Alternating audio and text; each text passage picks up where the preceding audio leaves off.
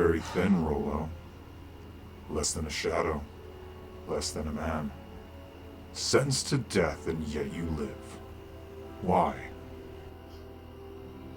To silence Kykesum. How many more times must I say it? More talk about this, Kykesum. You know, there are reports of you causing riots in the streets. Do you have anything to say about that? That wasn't me. Why don't you ask Kykesum? Is he not one of your masters? More talk about this stupid Kykesum. We have nothing to do with an imaginary friend that you've made up. We have more important things to deal with. Like, explain to me why. Are you gonna keep running your mouth? It's been 4 months. We know you haven't got anything out of me that your precious stone. Now, tell us about that little journey that you've been on. Well, I hope you like long stories.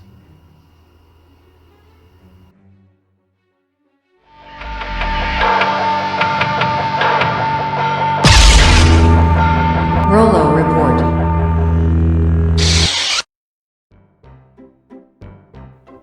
During the PS2 era, there was a lot of games based off of popular Japanese anime.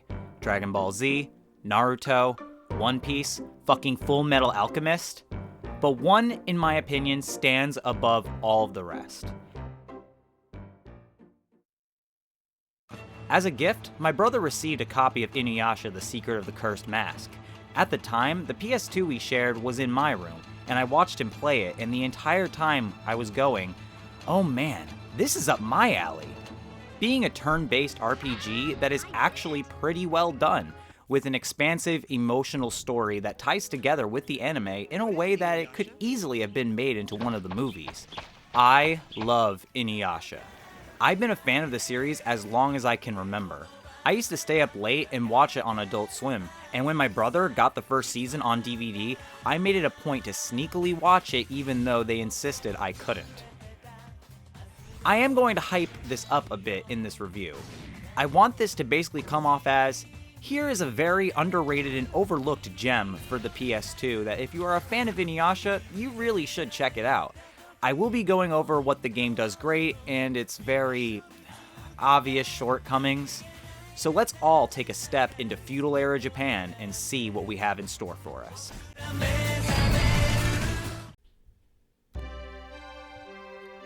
Okay, so to start things off, I am going to be playing as the boy for this review. I have my reasons for this. For one, there are a few dialogue fuck-ups later on that I find humorous, not to mention, I love that his name is Michiru, which to me sounds like a Japanese man trying to say Michael.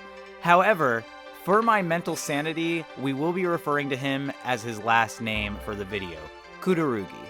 And although you can technically romance a Shomaru in the female route, I am not a fan of the, let's say, inappropriate fantasies that many teenagers have with him.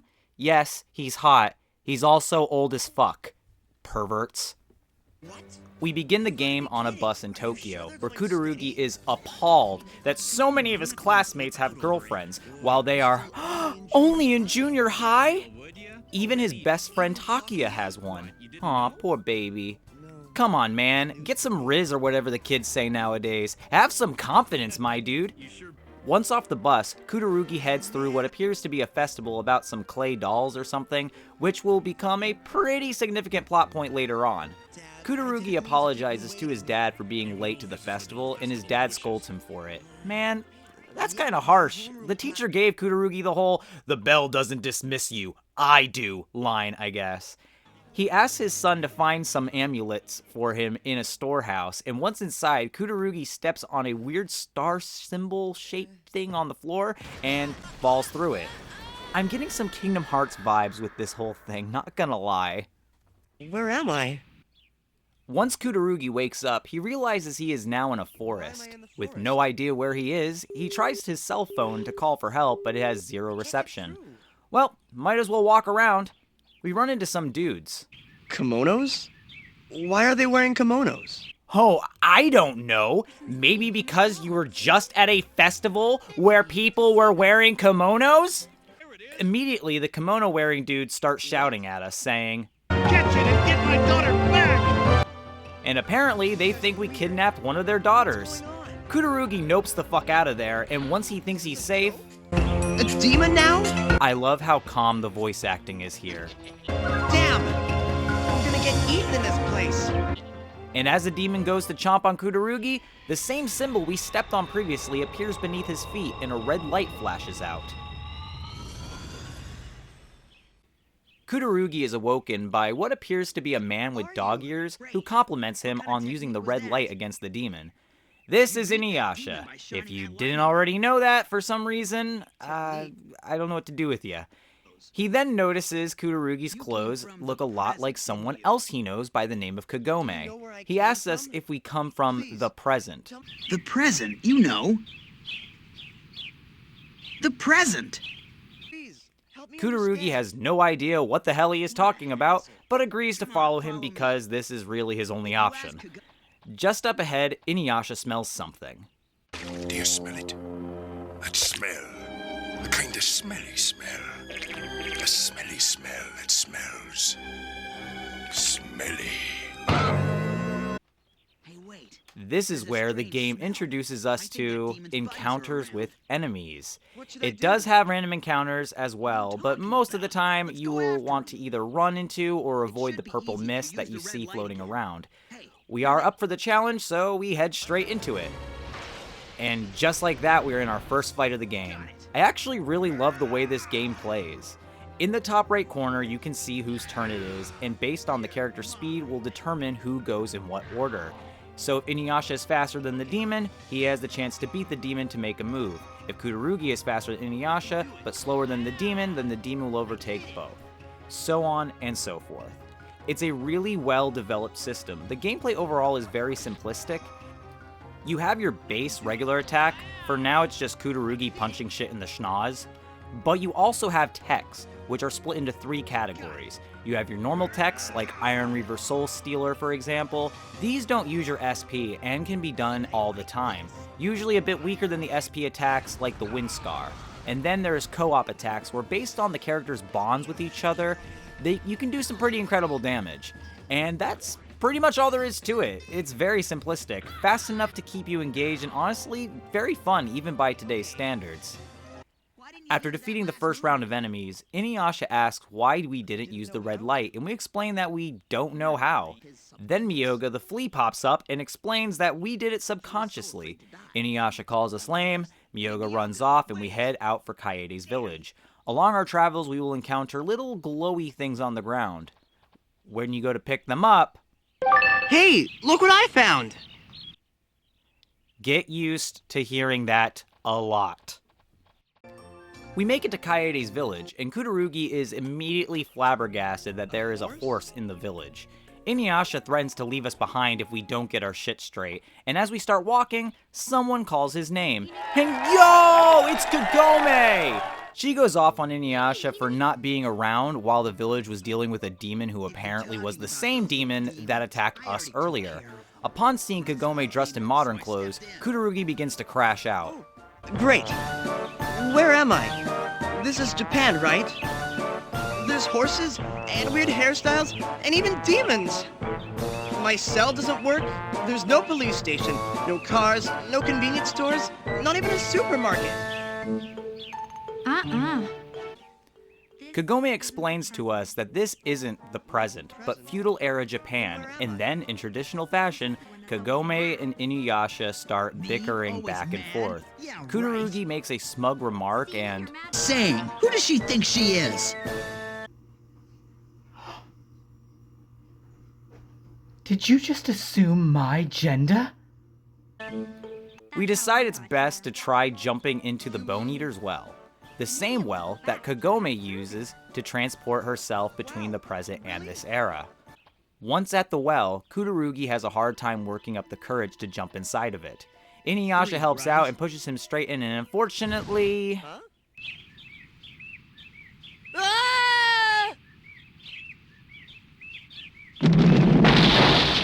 it doesn't work out.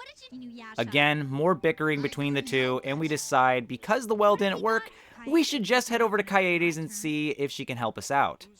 We go to Kaede's and, there are now 2 Kagomes here. Turns out Kagome doesn't have a twin, it's just Shippo using the art of transformation, and apparently it fooled us. Inuyasha and Shippo bicker, ultimately ending with Inuyasha hitting Shippo, which leads to...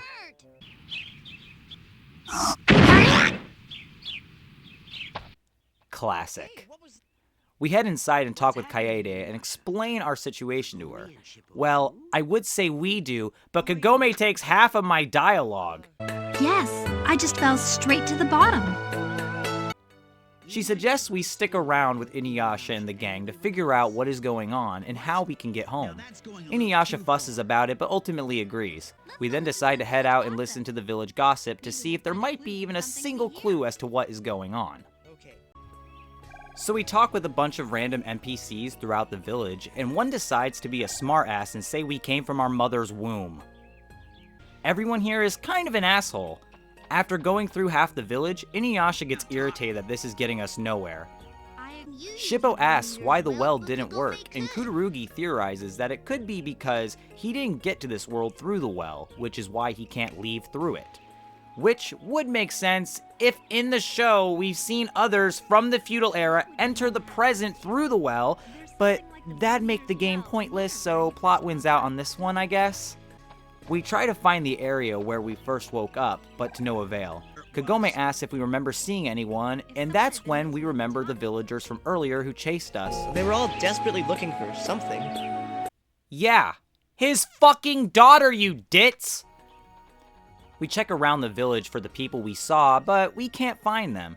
So Kagome suggests they might be in another village, a Kebi village. We are warned that the path there is pretty dangerous, but agree to head there after collecting some supplies from the general store. Alright, time to head out to a Kebi village. You'll spend a huge chunk of your time in this game going through roads like this. Just follow the paths. Sometimes it'll branch off into separate forks and you can find loot. We encounter a bunch of demons along the way. I don't think so. Fail. Success. Hey, look what I found! Kagome and Shippo unlock new abilities, fire bombs for Shippo and bandage for Kagome, making Shippo much more useful in combat. Hey, look what I found! Oh sweet, Inuyasha unlocked Windscar. I can finally use SP. And just like that, we made it through the road to Akebi.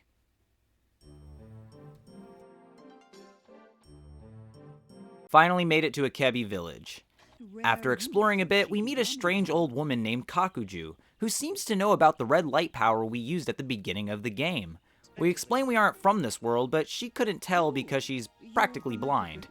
We ask her if she can help us out, and she says she doesn't know anything except psych! She actually knows how to obtain the red light power, known as Shikigami. She awakens the power within us, and to test it out, we place our hand on Serpentine Rock, and with the power, the rock explodes, making Kudarugi one of the better fighters in the game, so we can stop punching wolves in the face finally. We talk to some NPCs to see if we can find the villagers who chased us, but begin to hear stories of a spider demon. On top of that, he has black hair on his legs! Please stop! Man, homie is truly bitch-made. He has more than 10 eyes! The next person we speak to brings up how the spider has come to the village and attacked the villagers. Sounds like a pretty big problem. Apparently he used to solely dwell in the old temple, but has since started venturing off. With no luck finding anyone, we go to leave the village, but a new face appears. Turns out, it's one of the men who chased after us. Approaching him like this certainly isn't a bad idea. Hey everyone! A demon! Oh, great. We explain that we aren't a demon, and finally they all come to their senses. They explain that the demon spider has kidnapped their child, Sachi. We say that's all well and good, but like, do you know if there was like a well where you found us earlier, or anything? Apparently there is nothing like that, so we should just head back to Kaede's. But that's when Kagome and Inuyasha have the bright idea to head to the old temple and rescue the little girl. Oh boy. Leaving Akebi village, we enter the road to the old temple, and boy howdy is it spoopy up in here! We head forward, and Hey, look what I found! while exploring, we find... Hey, look what I found! Hey, look what I found! a guy who said he stayed the night inside the old temple and warns us that he assumes that there's a demon inside. Well, no shit! Did you not go to Akebi village before this? What were you thinking, my dude? We head up to the temple, and yeah, it's about as spooky as you'd expect it to be. Well, time to investigate the place. Hey, look what I found! And fight a ridiculous amount of demons, but hey! Shippo gained Wheel of Fire, making it our first multi-enemy attack, so fights should go a teeny bit quicker now. Hey, look what I found! In one of the rooms in the back of the temple, we find the old temple key, which will allow us to... Hey, look what I found! head deeper into... Hey, look what I found! Hey, look what I found! Okay, I think that joke has ran its course. So here is me showing off Wheel of Fire! We make our way down the hall and use the old temple key to open up the locked door that heads downstairs. I'm beginning to realize how dark this temple is. Jesus. So we make it down a corridor, and Inuyasha stops the group to point out he can smell blood, and after some arguing, decides to leave us behind to take care of the spider himself. Kagome, unfortunately, notices that she can sense a shard of the Shikon Jewel, more than likely in the possession of the spider demon. For context, the Shikon Jewel is a powerful item that when swallowed by a demon can increase their power dramatically. It can even turn a half-demon, like Inuyasha, into a full demon. It was broken into multiple shards when Kagome shot an arrow at a vulture demon that had swallowed it. Big L on her part. Kagome and Shippo head after Inuyasha, leaving Kudarugi behind. We hear a deafening scream from Kagome and decide to see what's going on. We enter the room where the spider demon has everyone trapped in his web. The spider threatens us and even gives us the option to run away. But conveniently, there just so happens to be serpentine rock in this room. We call upon the power of the Shikigami and set everyone free from the web. The spider then charges us. Okay, first boss battle, and he's a bit of a pushover. A few win scars, and he's down for the count. But there ain't no time to celebrate. Kudarugi notices that there appears to be a spider egg in the room. Inuyasha doesn't give a shit and slices it open, where we find Sachi, the little girl whose parents have been trying to rescue. We bring her back to Akebi village. Before meeting up with her, we take a detour back to Kakuju, who is proud of how much we have learned in such a small amount of time. She then offers to teach Kudarugi how to use techs with Shikigami for battle, but then the game commits the Biggest sin. A fucking tutorial. No! After that's done, we now have the Raging Flame ability. Gee, would have been nice to have that during the spider fight, but I digress. We head to Sachi's house where her family thanks us and offers us $1,000 in return. We reluctantly agree to take the money. Now all that's left to do is head back to Kaede's village and figure out where we go from here. Back in Kaede's village, we head to Kaede's house and let her know what happened. Shippo tells her about the power of Shikigami and how we helped save everyone. We agree it's best to head off to bed. The next morning, Kagome suggests we take the day off. Myoga chimes in and agrees, but suggests we go in pairs of 2 so we aren't split up just in case anything happens. This is a huge part of the game because based on who you pick has certain outcomes later on. I'm going to go with Shippo for this run because I think his scenes are the cutest and most wholesome. We head out to pick some herbs in the forest. We suggest holding Shippo's hand and he is very, very, very reluctant. So instead, we pick him up and toss him in the air a few times. I love this, because Shippo, although older than he appears, doesn't have parents, so he never really gets to act like a child. After our scene, we spot Kagome and Inuyasha. A girl from the village gets a bug bite on her face, which ends up in traditionally Kagome and Inuyasha arguing, that ends with Inuyasha being sweet. Cute. The next day, we leave Kaede's and find a new NPC has appeared. This huge man is Kimbe, and he asks us if we know if there are any good places to get cakes in the village. We tell him we have no fucking idea, and that's when he brings up that he has seen our face before at some place called Kasasagi Town. And since we just came to this world, that is very odd. We talk to Kaede, and she points out that even though he likes to eat food, he doesn't lie, so there might be something going on. Inuyasha and Kagome also would like to go see if they can pick up on any trails of the shards of the Shikon Jewel. And just like that, we head for the road to Kasasagi. The road to Kasasagi Town is brutal. Lots of twists and turns and forks. It's wild. Not to mention the consistent random encounters. It is well needed though at this point, so I guess I shouldn't really complain. We get to use Raging Flame for the first time, and it is a godsend. Makes Kururugi a powerhouse compared to Kagome. We gain the Blades of Blood ability for Inuyasha, which can hit multiple enemies at once, and we got our first co-op ability for Shippo and Kururugi. Pretty solid. About halfway through the trail, we end up with our first fortune change. This basically is the game's way of being either a dick or nice to us on random encounters. If you have bad fortune, well, too bad for you, you're fighting a lot. If you have good fortune, you can avoid fights more easily. After a million random encounters, we make it to Kasasagi Town. Arriving in Kasasagi Town, the group decides it's best to split up to figure out where Kimbei saw us. After wandering around for a bit, we find a picture with a question mark above it and check it out. Suddenly, one of the villagers turns to us and says we look familiar. We look like the boy depicted on the wanted poster. And this fucking narc shouts to the guard to take us in. We try to resist, but unfortunately are taken to the headman. The headman confirms that we are the boy on the wanted poster. We deny it, but according to him, Kagura, the messenger from the castle, doesn't make mistakes, and are immediately thrown in jail until she arrives. In the cell, Kururugi notices that the wall conveniently is made of serpentine rock. So he blasts the wall away with Shikigami, and we head back to the entrance of the village. However, Kasasagi Town is a bit of a maze. It's one of the few areas in the game that do this, but to get through here you need to figure out the layout of the village. Thankfully, it isn't too difficult, and we make it back to the others. We inform them about what happened, and once we spit out the name Kagura, they apparently know her. She is the female incarnation of a demon named Naraku, and if you need an explanation of who the hell that is, well, why are you watching an Inuyasha video? We agree to head back to the headman to warn him about Kagura and hope he will understand.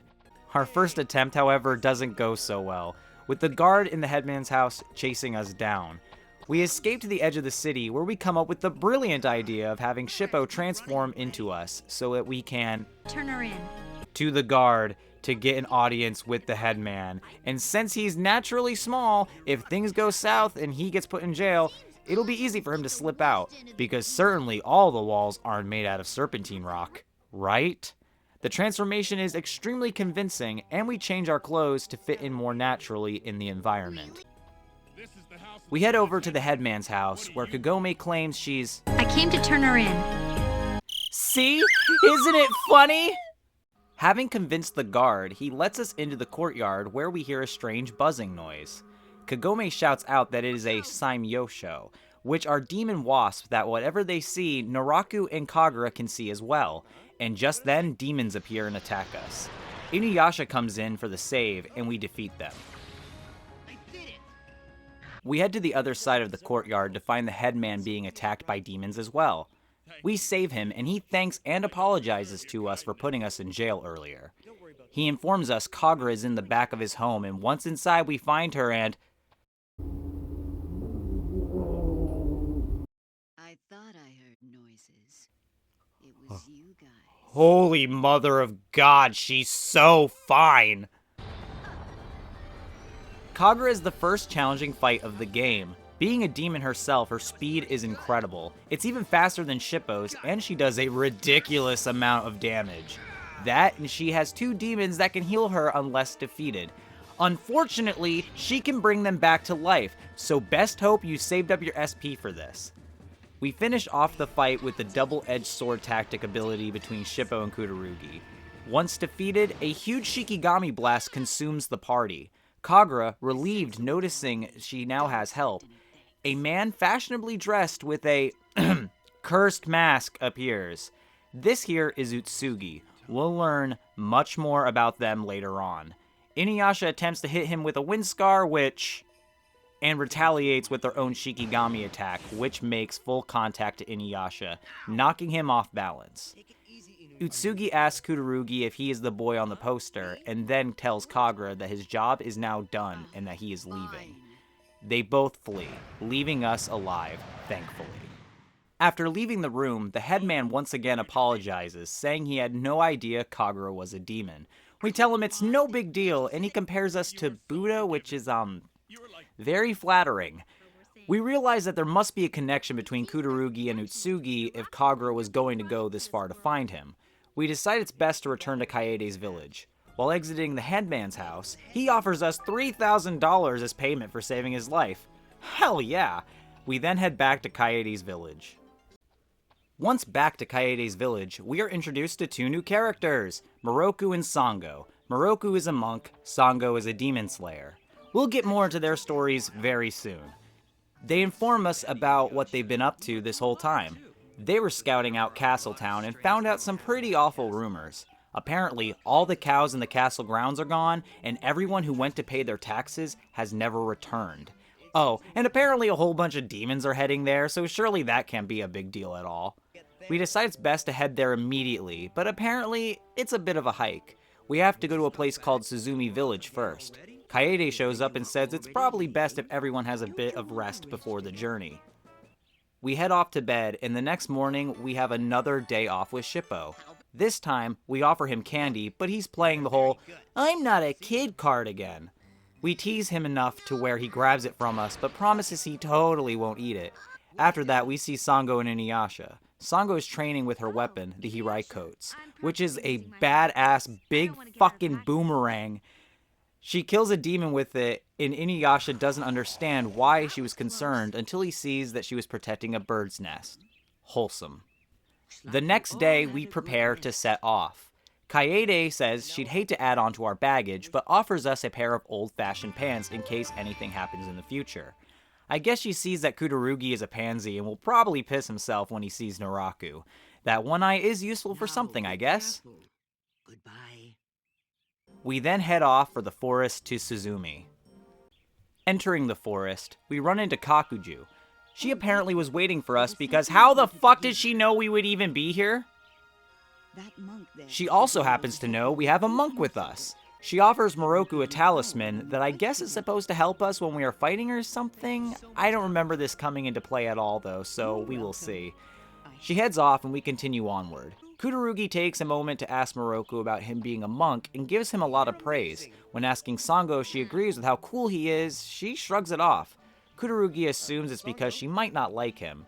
She probably doesn't, dude. You're a wiener. This forest starts off as one big circle from hell, I swear. There are so many fucking random encounters. It doesn't end.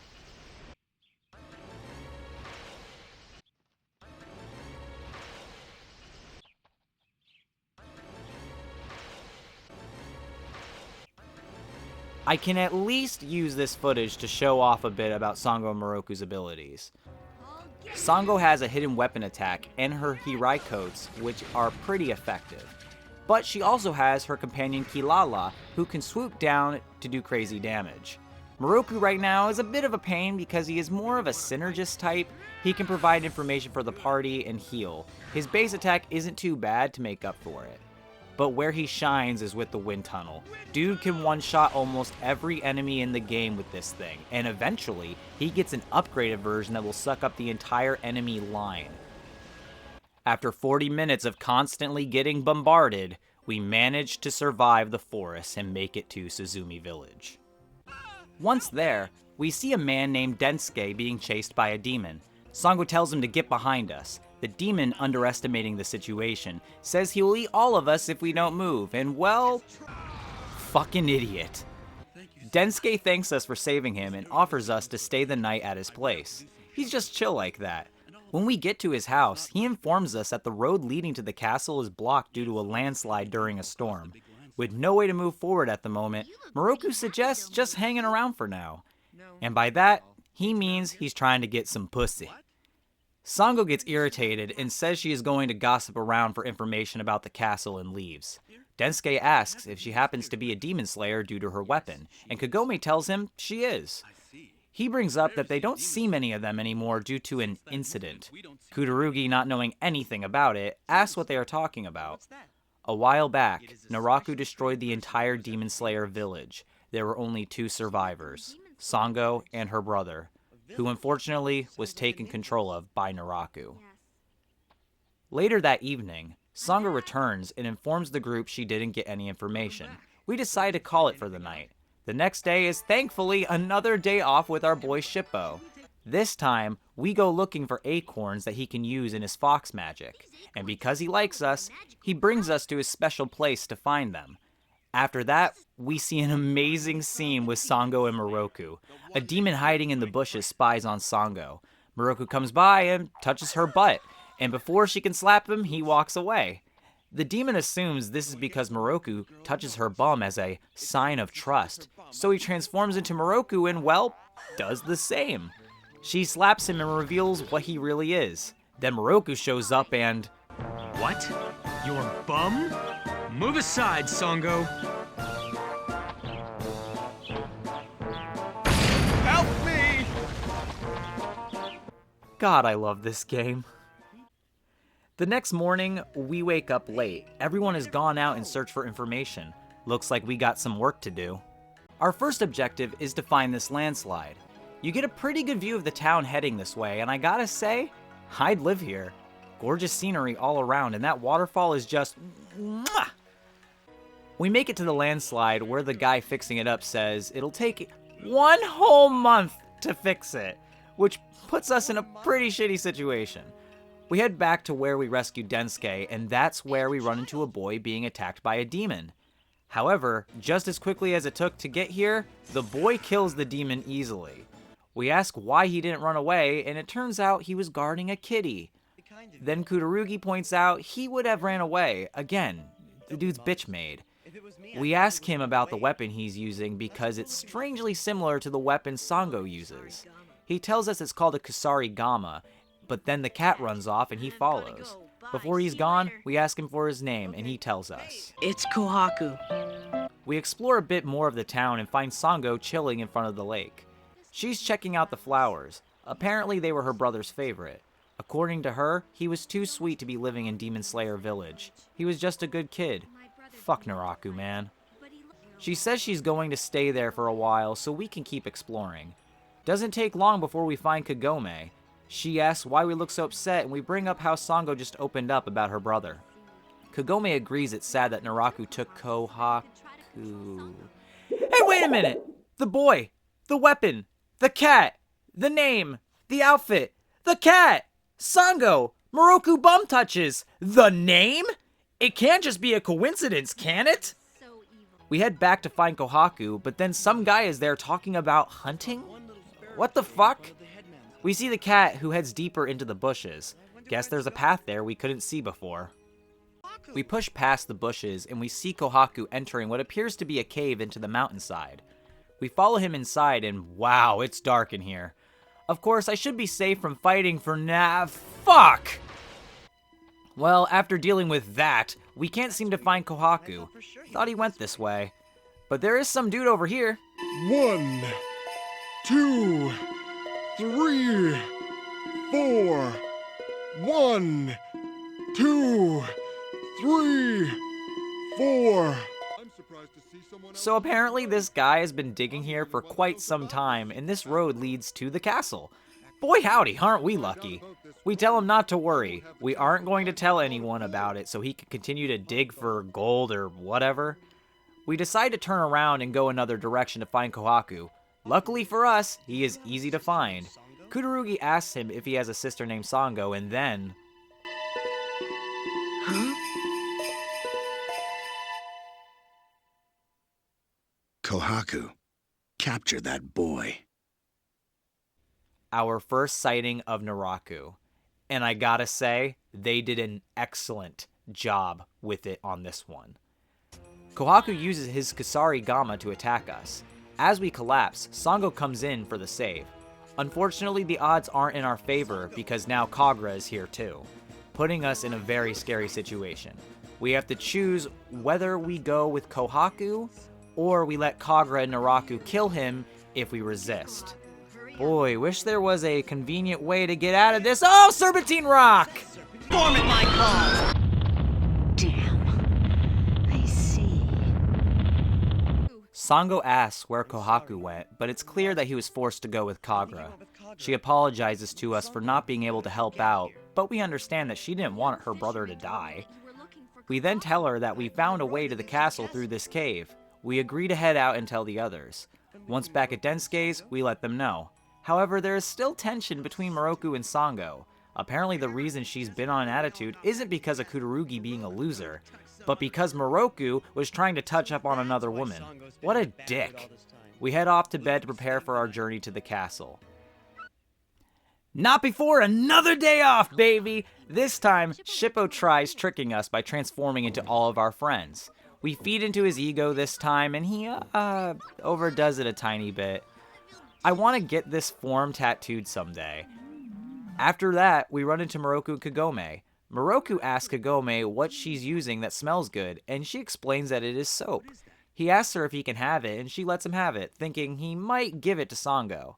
Sadly, that's not the case, because Sango shows up, and he apparently ran right past her.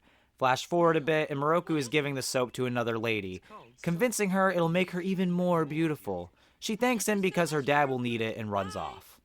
He didn't learn a goddamn thing. That's not what I had in mind. We finally have a route to the castle. We say goodbye to Densuke and head through the cave, which takes us to the past to Castletown. However, we don't get very far before we hear the voice of a woman screaming, and according to Moroku, she must be a pretty woman. We go after the noise and find a demon attacking 3 women. Time for a beatdown. It wasn't supposed to happen like that. That's not a weird thing to say at all.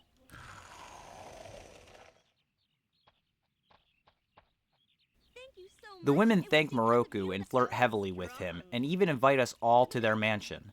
At first, the group is reluctant, but they bring up food, and suddenly everyone is all for it because it would be rude to refuse. Once at the mansion, they have prepared us quite a hefty meal. Moroku takes this time to hit on one of the women, to the point where Sango gets so angry she...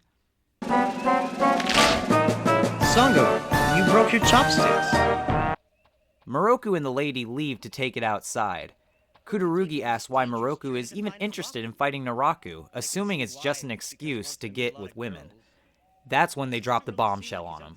Moroku's ability, the wind tunnel, is actually a curse given to him by Naraku.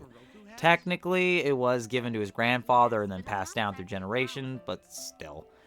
And one day, the wind tunnel will swallow him up unless they can defeat Naraku.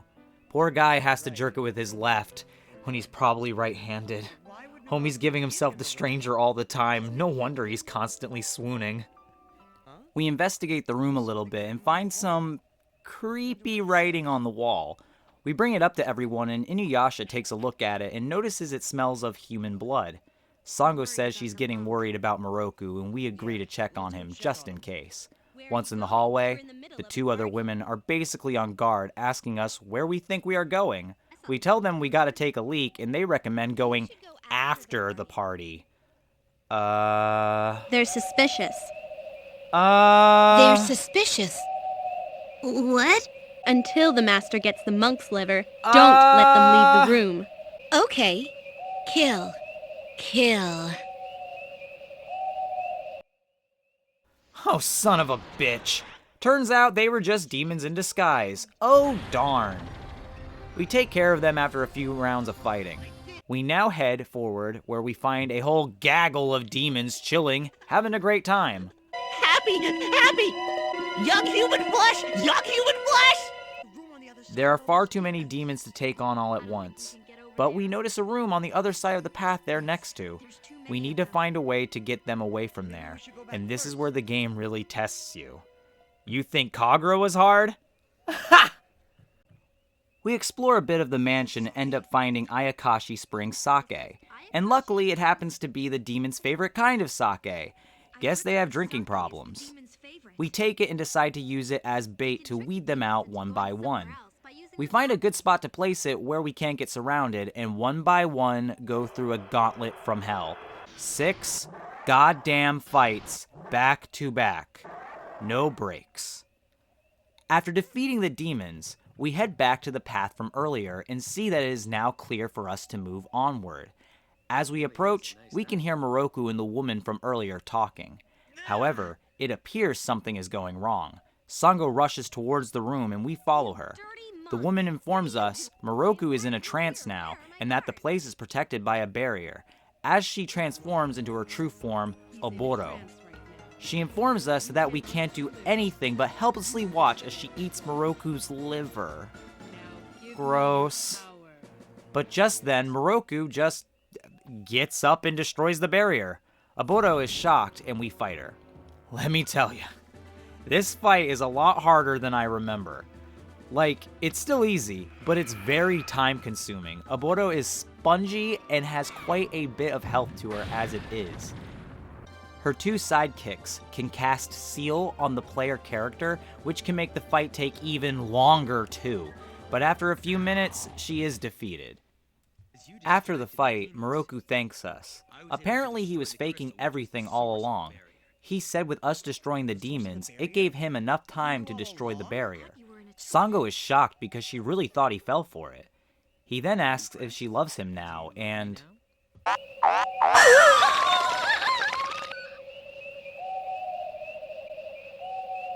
he hasn't learned a damn thing. We agree to head back to Suzumi Village to get some rest before heading off to Castletown. Today we have another day off. It'll be the last one for a while. We once again spend our day with Shippo, and this time we offer him to eat some snacks we have left over, and he accepts them this time with no fuss. In fact, he offers us something in return. A nice, juicy, fat lizard kebab. Lizard. We eat it, and that's really all there is to this one. I'm really liking the relationship they are forming here. The next morning, Inuyasha says everyone has had enough time to rest. It's time to officially head to Castletown. So yada yada, exit the village, head through the pass to Castletown. This time, no crazy demon ladies to get in our way. I'm thankful that Kagome has finally learned aim shot because up until this point, her turns have mostly felt like a waste. She barely did any damage, so she was really only there to boost Inuyasha's attack power. Thankfully this time around, I had way less random encounters and getting through it was pretty easy. Entering Castletown, we realize how normal it looks compared to its name. Inuyasha and Moroku both can sense that something is off and deceiving about the place. They discuss what the plan is and they talk about wanting to take a nice hot bath. Inuyasha in his confusion suggests that they don't need one yet and proceeds to... You're awful! Sit! Sit! Sit! Stupid Inuyasha! And we thought Moroku was bad. As we explore the town and talk to a few NPCs, one of them gives us some interesting gossip. Apparently, he worked at the castle and believes that the king has changed. A once kind-hearted man has become angry, irritable, and violent, going as far to kill people he doesn't like. And apparently, the rumor is he has been possessed by a demon. Clearly, we gotta check it out. While attempting to walk through the gate, a few guards stop us, telling us we are too suspicious and can't go through. While others walk on by, Inuyasha calls them out, and the other guard explains it's because they're there to pay their taxes to the king. We can't get in. Since we have nothing better to do, we explore the town some more. We end up meeting the wives of several samurai who have been gone for months in the castle. They miss them a lot, and we're discussing a way to get food to them. Since we were planning on getting into the castle, we agree to take the rice balls for them. On the other side, we meet a child named Jiro, who overheard that we were planning on getting into the castle. He won't admit it, but he deeply misses his sister and wants to give us a pinwheel to give to her. We agree to take that as well. Well, they did suggest us just chilling out and having a bath, so we might as well stop at the... Hey! It's the headman from Kasasagi Town! He explains that he apparently is here to pay his taxes. However, he's heard about some dangerous things going on with it, so we offer to be his bodyguards so that we can get into the castle as well. With the plan in store, we head on out. This time, when we reach the guards, they agree to let us through. Once inside, however, things take a turn. A demon jumps from above and lands in front of us, ready to attack. The headman runs away to safety, and we take on the demon. Pretty easy fight, to be honest. If we are already running into demons at the entrance, imagine how many might be inside. We head on in, and it's, well, bad. Immediately, we see a samurai wounded. He informs us that there are 30 people missing that need to be found. I'm gonna be honest with you, I have never gotten all 30, and I ain't about to start now. I will, however, rescue one of them who is very important. Ah yes, there she is. Sachi has a bad habit of getting lost, man. Her parents need to be investigated because Jesus Christ, what was she doing here? Paying taxes? Can children even pay those? So many goddamn encounters. Like heaven on earth, Miyoga? You fucking sure about that? Man, this place is huge. Everywhere you go, there's something in the way or another exit to somewhere else. There's corridors in corridors. Took me forever to find the basement, which I don't know how. I was literally right there. But anyway, once in the basement, we find a tower inside the basement and head up. We find a few deceased samurai who happen to have a passage key. We head back up to the first floor. Good, because I was getting tired of that creepy-ass basement. We use the passage key, which leads to... oh no, more corridors! Oh, Jesus. Well, we head up the stairs, down the hallway, and finally we get some plot. We see a group of samurai being attacked by demons. We charge on in and take them out. We talk with them for a bit, trying to figure out what exactly is going on, but they confirm the rumor that the king has been possessed by a demon, and considering Kagura was pretending to be a messenger, it's more than likely Naraku is the king. Another samurai shows up and informs Yukimura that the second unit has been wiped out, meaning they are the only samurai left standing. After hearing that his name is Yukimura, we realize he's the husband of the wife who gave us the rice balls earlier. We hand them to him and hope it'll help them out, if not physically, but morale-wise. Yukimura knows they can't defeat Naraku, but he thinks that we can, and gives us the key to the palace tower. Time to finally face Naraku. We make our way to the staircase that will take us to the third floor. Once we head up, we run into a girl who runs away from us scared.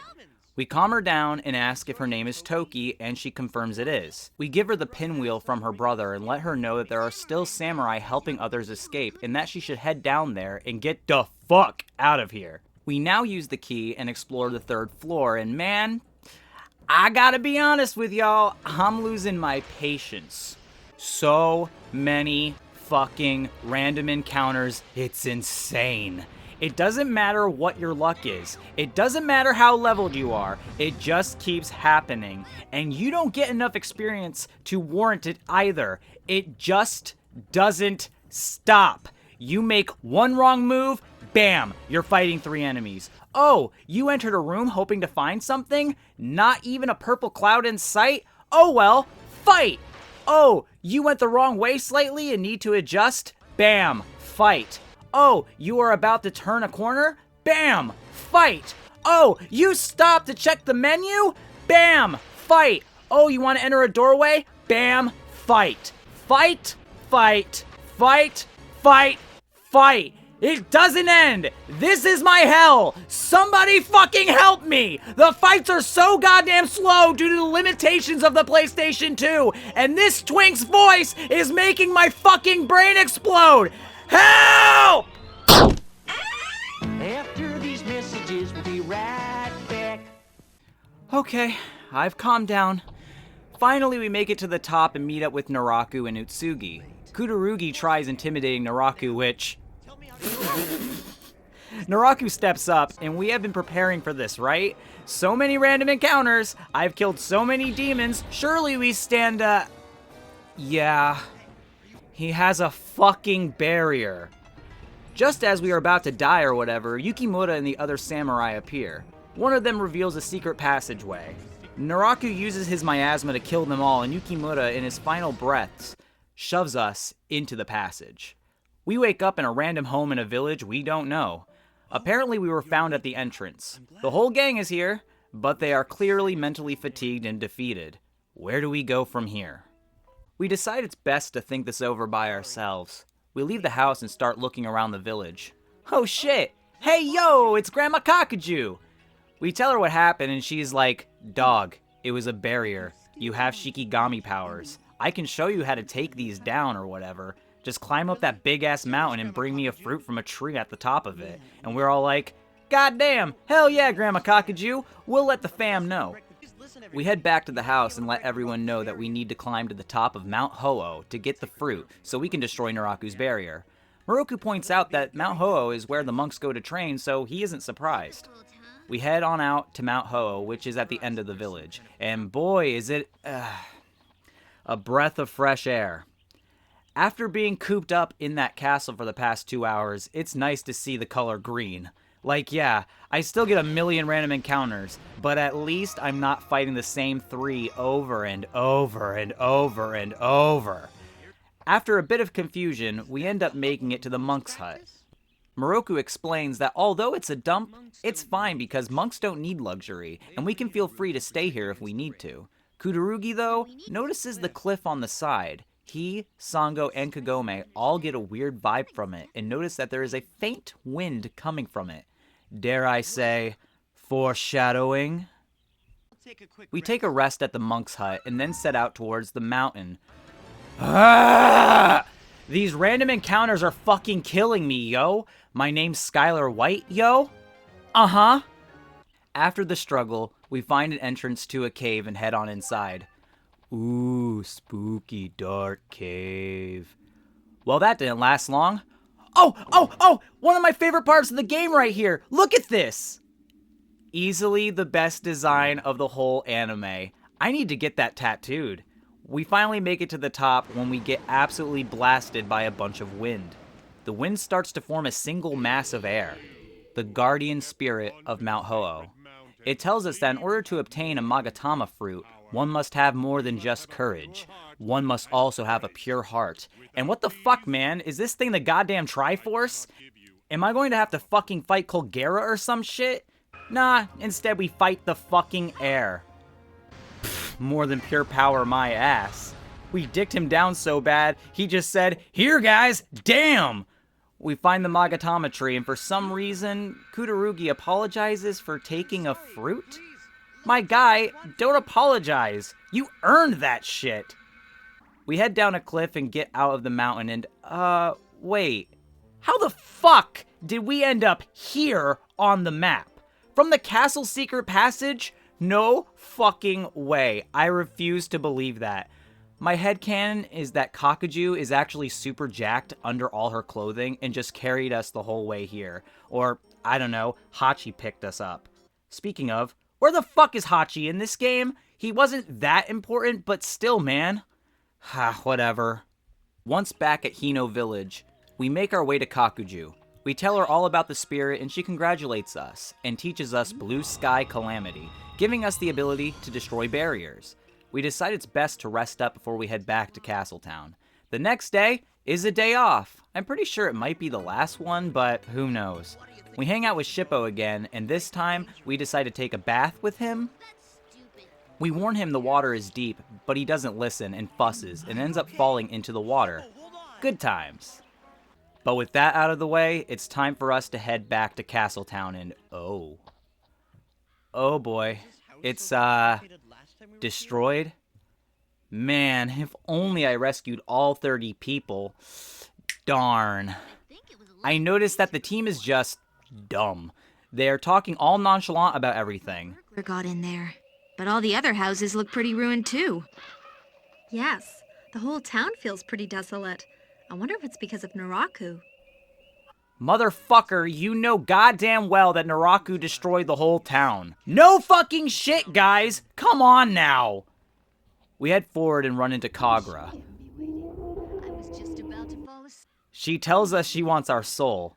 Girl, you can suck my soul out anytime. We challenge her to a fight, and she gets all cocky saying she has a barrier. Please. That is old news. We take her on and break her barrier, and although a semi-difficult fight, end up defeating her. Not gonna lie though, she hits like a tank. Afterwards, she says we are worth keeping alive after all, due to our powers. After she leaves, Moroku brings up that although we can destroy the barrier, Naraku now knows we have the ability to, which could cause trouble. But oh well, let's go kick his ass anyway. Okay, so the rest of the castle town is absolutely fucked. We really screwed up not preparing for Naraku to have a barrier. You'd think by now Inuyasha and the gang would have expected something like that, especially Moroku. He's fought the dude so many goddamn times, it's kind of ridiculous, but I mean, hey, plot's gotta plot somehow, I guess? We make it to the castle and head for the stairs, but unfortunately, they're destroyed, so we gotta find a new way around. I haven't explored the right side of the castle yet, so I might as well, and wow, this is actually kind of a sick spot. It even has a little garden. We investigate it and find a pyrethrum flower, which apparently, when burned, can kill insects. More importantly, could potentially kill demon insects. So we decide to take it. We head back into the castle and back to the left where we first ran into the samurais. We go for the stairs when we find a pinwheel. What is it doing here? Specifically, the pinwheel we gave to Toki from her brother. Yikes. Place your bets on if she made it or not. I'm putting 50 on she got her neck snapped by one of those floating bat things. Any takers? Anyway. We can cross to the second floor of the castle through the rooftops, but whoa! Saimyosho are here. Fortunately for us, we got the pyrethrum before coming this way. We light it and poor Inuyasha almost faints due to the horrible smell it produces. Remember, he's half dog. Dude has a very sensitive nose. After it burns for a bit, the Saimyosho die with the most odd sound effect.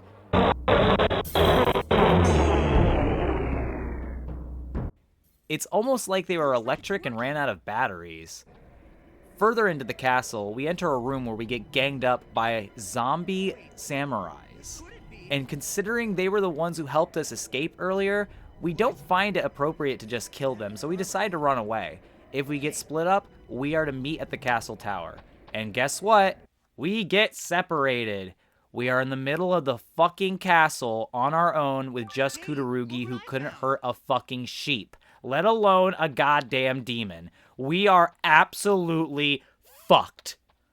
But wait, could it be? We are surrounded once again by samurai, but out of nowhere, a green imp and another man with long silver hair take care of them easily. Then they walk off. We decide to follow them. In a hallway, we see the two of them talking. The imp's name is Jokin, and he has the staff of two heads, and the badass with the sword is named Sesshomaru. We follow them into the next room where Jokin asks us if we know the way to the castle tower, and because we do, he demands we take them to it. Kudarugi is hesitant at first, but ultimately agrees due to being absolutely useless on his own. Well, might as well see what Sesshomaru is all about. Holy fuck! The dude has 777 HP, and almost all of his shit is maxed out. The dude is an absolute unit. Forget the rest of the gang, dude. Just stick with this guy and you'll be heading home in no time. Naraku won't stand a chance against this guy. We continue onward with Sesshomaru. Unfortunately for us, we bump into Toki. Just like the samurai, her corpse is being possessed. Sesshomaru, without a single word, cuts her down.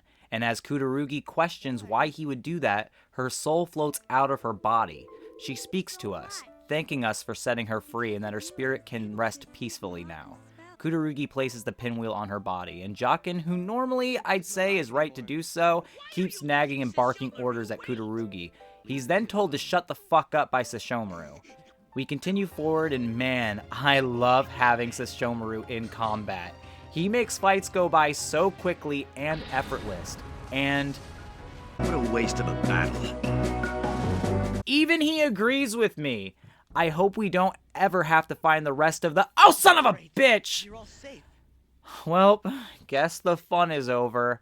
We ask if they know Sesshomaru, which is when they drop the bombshell that he is actually Inuyasha's older brother. but instead of being a weenie half-demon, he is a full demon just like their father. Sesshomaru and Jockin leave, but we chase them down wanting to get to Naraku before them. The next room, he is being surrounded by samurai, so we run right past to find Naraku. Which we don't. Unfortunately, he seems to have left, but he did leave us a present, the corpse of Yukimura. We have no choice to destroy him because by doing that, sets free to the rest of the corpses in the castle. Holy hell does he have a lot of HP. I swear I went through 8 turns with this guy back and forth, and that's with using co-op attacks. Wild. Once he is defeated and all the corpses are being set free, a Saimyosho appears, meaning Naraku is watching us the entire time. Sesshomaru and Jockin show up from their fight, and Jockin points out that the Saimyosho is heading towards a village near here, called Ayame Village. Well, we got a new destination. Time to get out of this town. Upon exiting, we can see Ayame Village is now available, but Suzumi Village seems to have something going on as well. This is basically a side quest, but I recommend doing it if you want more slice of life stuff to fill out the game. So we will be heading there first. At Suzumi Village, we hear music in the background, indicating that the village festival is now underway. Man, how long were we knocked out after our first bout at the castle? Anyway, Inuyasha is the only one here with some sense because he asks what the hell happened to searching for Naraku. Everyone basically tells him it's okay to take a break every now and then, especially after everything we have been through for the past several hours of the game. We head over to the festival where Densuke is in full panic while surrounded by villagers. Apparently the opposing team from the drum competition couldn't make it to the festival, and people are upset about there being no competition. We agree to take part in the festivities, and well, Kudarugi is tasked with cheering everyone on, but sadly we end up losing because I suck at giving people advice. But it's okay though, because in the end, we had fun, and that's what it's all about, baby. Now we head to Ayame Village. At Ayame Village, Inuyasha immediately reacts to a certain smell. Almost throwing up, we head forward and realize that the smell is just a bunch of garlic some dude is selling. He offers us one, but we turn it down. Inuyasha wouldn't be able to handle having that around. A bit more into the village, we stop by a peddler's shop, and we notice a big pair of shoes on the table. He points out that we have a good eye, and that these shoes are snowshoes. No matter how thick the snow is, you won't sink in them. Moroku points out that it doesn't even snow around here, so buying them would be completely useless, and the peddler's wife aggressively agrees. She offers for us to stay the night, and we accept. The next day, we decide to once again take a day off, spending it, of course, with Shippo. This time around, he just wants to train with us so that he can become big and strong enough to protect everyone one day. God, I love Shippo. The next day, we venture off into the woods, where Inuyasha once again notices a certain smell. Smelly. Anchovies. This time, it's wolves. Scrawny wolves. We ignore it because... Oh, look, an item! Ooh, a piece of candy. Ooh, a piece of candy. Ooh, a piece of candy. Ooh, a piece of candy. Ooh, a piece of candy. Wolf demons come out of seemingly nowhere. Sango asks if this is our first time seeing them, and, technically no, but yeah. That's when motherfucking Koga shows up. He accuses us of attacking his friends every single day, and that for payback, he's gonna kill us. No matter how much everyone pleads with him that there is literally no way we could or would do that, he won't listen, ending up with him and Inuyasha scrapping a bit until Kagome tells everyone to chill the fuck out. She offers herself as a hostage until they can prove Kudarugi's innocence. Inuyasha protests the idea but is immediately hit with... And just like that, Kagome and the wolf demons are gone. We discuss looking for them to find their hideout so we can rescue Kagome. Well, gotta find him, I guess. As we head back from the dead end, we see an injured wolf demon lying on the ground. We check up on him, and as he wakes up, he freaks out and backs away from us, and gives us the same spiel as the others about how we are the ones who attacked him. We assure him it wasn't us, and that our medicine really works. He reluctantly agrees to let us fix him up. Afterwards, he tells us that even though we look like the person attacking them, our scent and aura are completely different. He agrees to tell Koga about it to help prove our innocence and rushes off. We still need to find Koga's lair though, so we head towards the Lost Forest. Here we will be going on a teeny bit of a hunt. We find 2 wolf demons hanging out and they run away. We give chase. They run away again. We catch up to them, but to no shocker to anyone, they just get away again. They're just too damn fast. We talk it over with the group, and we come to the idea that Inuyasha has a sensitive nose. Why not just sniff them out? He says he will give it a try, but unfortunately, the scent is too faint for him to pick up on where they are. We need something stronger. Maybe there is something in Ayame Village. We head back to the entrance of the forest, and that's when Inuyasha points out he smells that goddamn garlic from earlier. All the way here. That's like 5 screens away, dude. That's like, I don't know, a football field away? But if he can smell it from here, then it's perfect for us to use on the wolves. Ha ha! We head over to the garlic guy and take the smelliest one we can find. Hey, wait a minute. Get that away from me! We head back to the forest and bump into the 2 wolves again, this time with some extra confidence.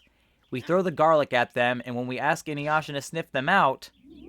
I can't. I'm gonna die.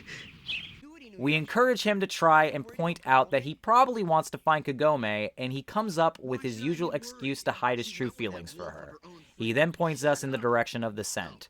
We are on our way, Kagome. Don't get too comfortable. Heading back in, we stop because the scent becomes really faint. Kudarugi points out that it's probably because of the swamp right here, but unfortunately, falls in. Luckily, and I mean, if you can even remember this, good job because of your attention span. Kaede gave us old-fashioned pants way earlier in the game, so we can change into that. Now that we are fashionably dressed, we can start searching for Koga's lair, and it is pretty simple. Whenever you go somewhere and Inuyasha says, nope, then turn around and try again. It shouldn't take you that long to eventually find the lair.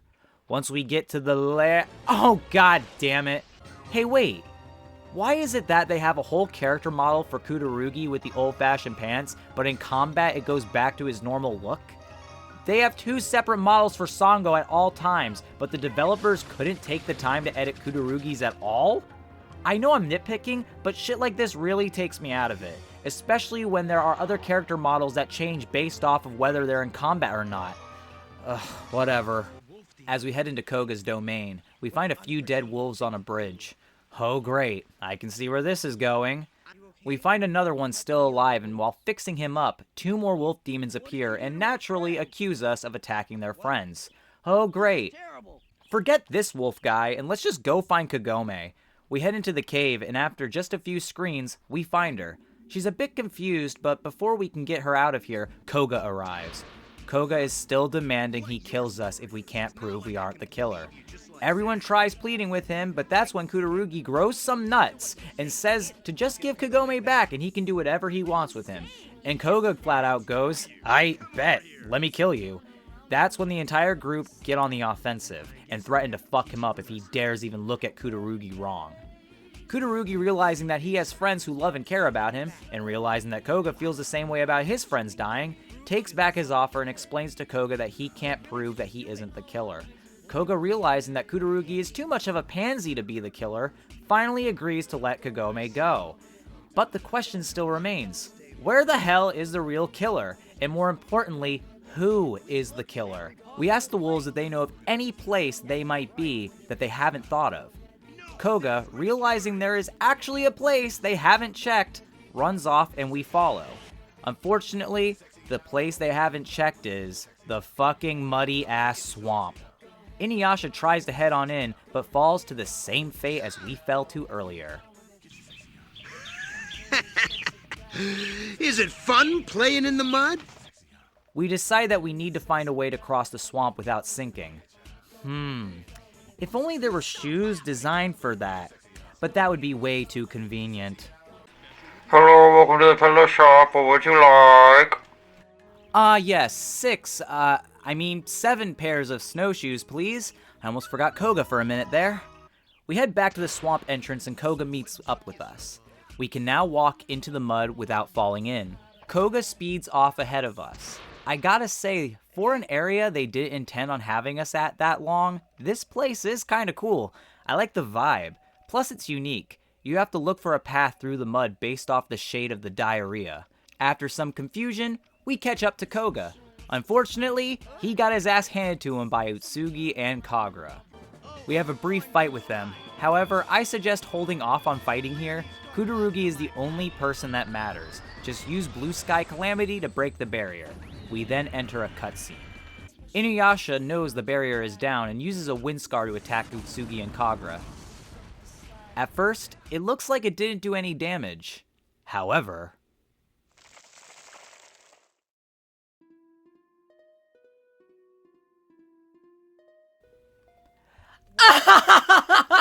They forgot to change his haircut! I understand missing dialogue. I get that part, but to completely forget to change a character's fucking hair? This had to have been a time constraint issue because there is no way they fucked this up. Anyway, yeah, Utsugi looks just like us apparently. How the hell is everyone not able to tell the difference? His hair is longer and feminine. I know Kudorugi is a pansy, but he clearly has shorter hair. Kagura decides it's best if they flee, so she uses her dance of blades to cause a storm in the mud. The screen goes black. We feel someone grab our hand. But apparently, Kagura is also a dumbass because she thinks we are Utsugi and is bringing us along for the ride. She takes us to what I can only assume is Naraku's house. She asks us if we had a hard time, and we pretend to be Utsugi and go along with it. She points out how filthy we are and leaves us. Time to be a spy. We head into Utsugi's room and change into his clothes and put his mask on to further disguise ourselves. I guess it's best to explore his manor a bit, so we head out and find Kohaku. We try to speak to him, but he isn't responding. That's when Kagura shows up and explains he's Naraku's puppet. He never speaks. That's a lie. We had a full conversation several days ago, but whatever. We go into the hallway and enter the door in the back where... oh, fuck. We find Naraku. He begins speaking to us, questioning how we had such a hard time with Inuyasha. We decide to keep the ruse going, so we talk as if we are Utsugi, explaining that they didn't expect our group to be so strong. Nice little self-brag there, Kudorugi. He says it really doesn't matter. What matters now is finding a girl named Rin. Naraku asks Kagura to bring you to her. She reluctantly agrees and we head out immediately. What? No day off? Thought we were gonna have a day off with Kagura where she'd, I don't know, teach me how to be a necromancer or some shit. Whatever. We land in the field of ignorance. She questions us on why Utsugi would team up with Naraku, then quickly changes the subject and says to find Rin. Which doesn't take much effort. We walk a few screens away and she's just standing there. We talk to her, wondering how someone so sweet could be a target for Naraku. She says she's looking for flowers to build a bouquet. We offer to help. So now we have a little game of collecting 6 different types of flowers for her, and guess what? It comes with an annoying voice line too. Wow, what a pretty flower. Rin will be happy. Wow, what a pretty flower. Rin will be happy. Wow, what a pretty flower. Rin will be happy. Wow, what a pretty flower. Rin will be happy. Wow, what a pretty flower. Rin will be happy. Wow, what a pretty flower. Rin will be happy. They really couldn't add, I don't know, one more line? We give her the flowers and ask her what her plan with them is. She says she'd like to take them and put them around the fire for Sesshomaru. Oh fuck. Oh fuck. Kudorugi, get out of there! He was packing heat! You don't want to be on the other side of this shit! Go! Go! Go! But no. He's dumb and says he wants to hang out with Sesshomaru. So we head north where we find Jokin, wondering why the fuck she's hanging out with us. Then Sesshomaru appears and Rin asks him if we can stay and he is totally cool with it. Jokin tells us he doesn't understand why Sesshomaru gives a shit about us, which comes as a complete shock, because every time we have tried to talk to him, he has dodged it, but I mean, better safe than sorry? And would you look at that background? Holy shit, guys, what were we doing here? The whole background is glitched the fuck out. We talk to Rin and she asks us if we are hungry. Well, yeah, I didn't get my day off. She says, "Hey, bet, let's go get some food." So we head out. We ask her what she wants to eat, and she said something yummy because we are here visiting. She then suggests wild boar meat, and conveniently enough, there is a mountain right over the hill, and that's where we can find one. We tell her it's probably best if we do this on our own, considering the fact it might be dangerous. She happily agrees and thanks us.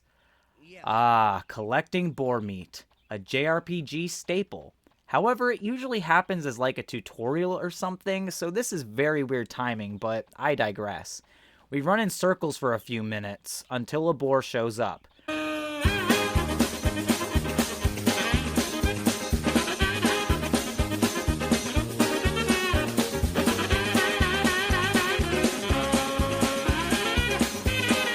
We go all classic warfare on it in battle and defeat it, securing the boar meat. Now let's head back to Rin.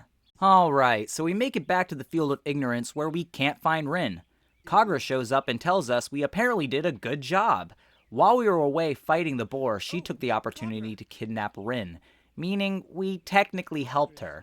We have no choice but to continue acting as Utsugi, so we head back to Naraku's manor. Kagura tells us to stay put until she talks with Naraku. But knowing that Rin has been kidnapped? Nah. We head out of the hallway we saw earlier and enter a room closest to us this time.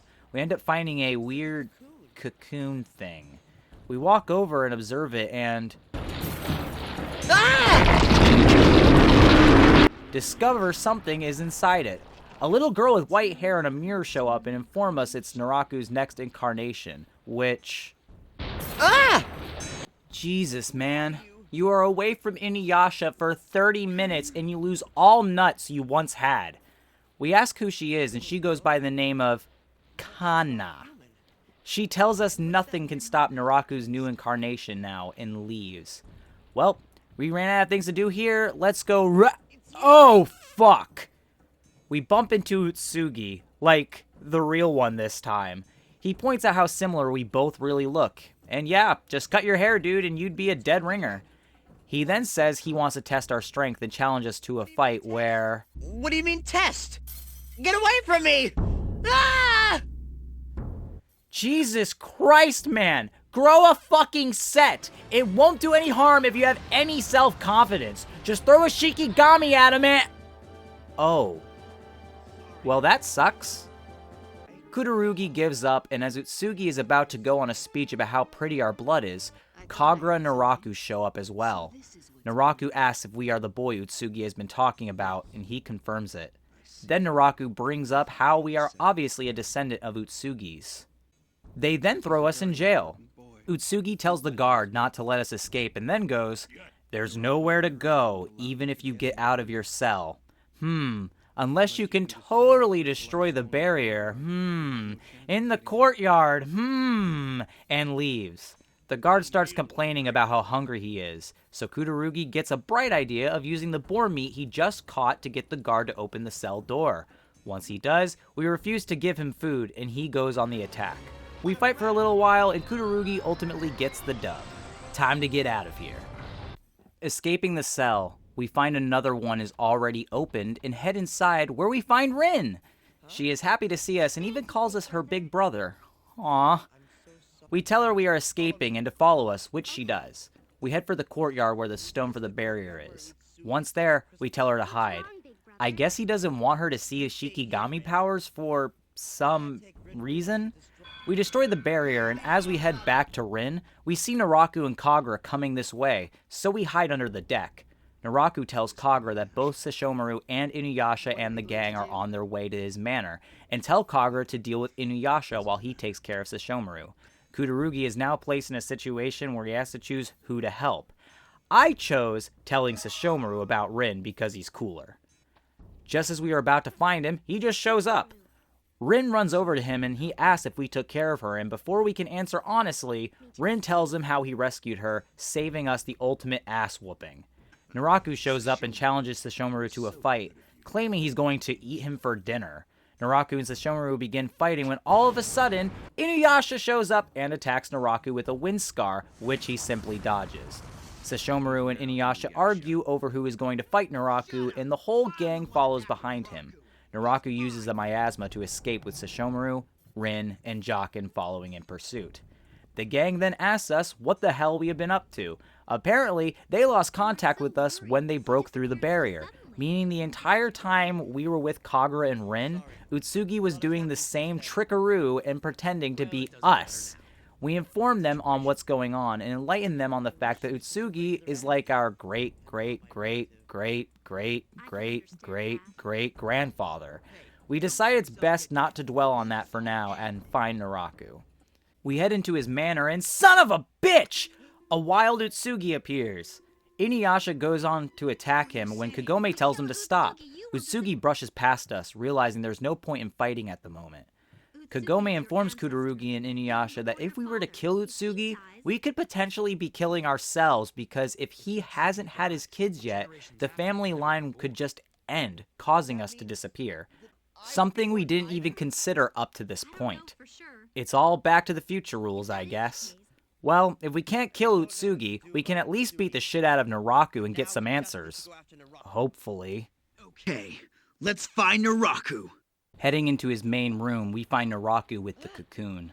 Naraku breaks open the cocoon to reveal a hideous monster he refers to as an ogre, and it snaps his neck.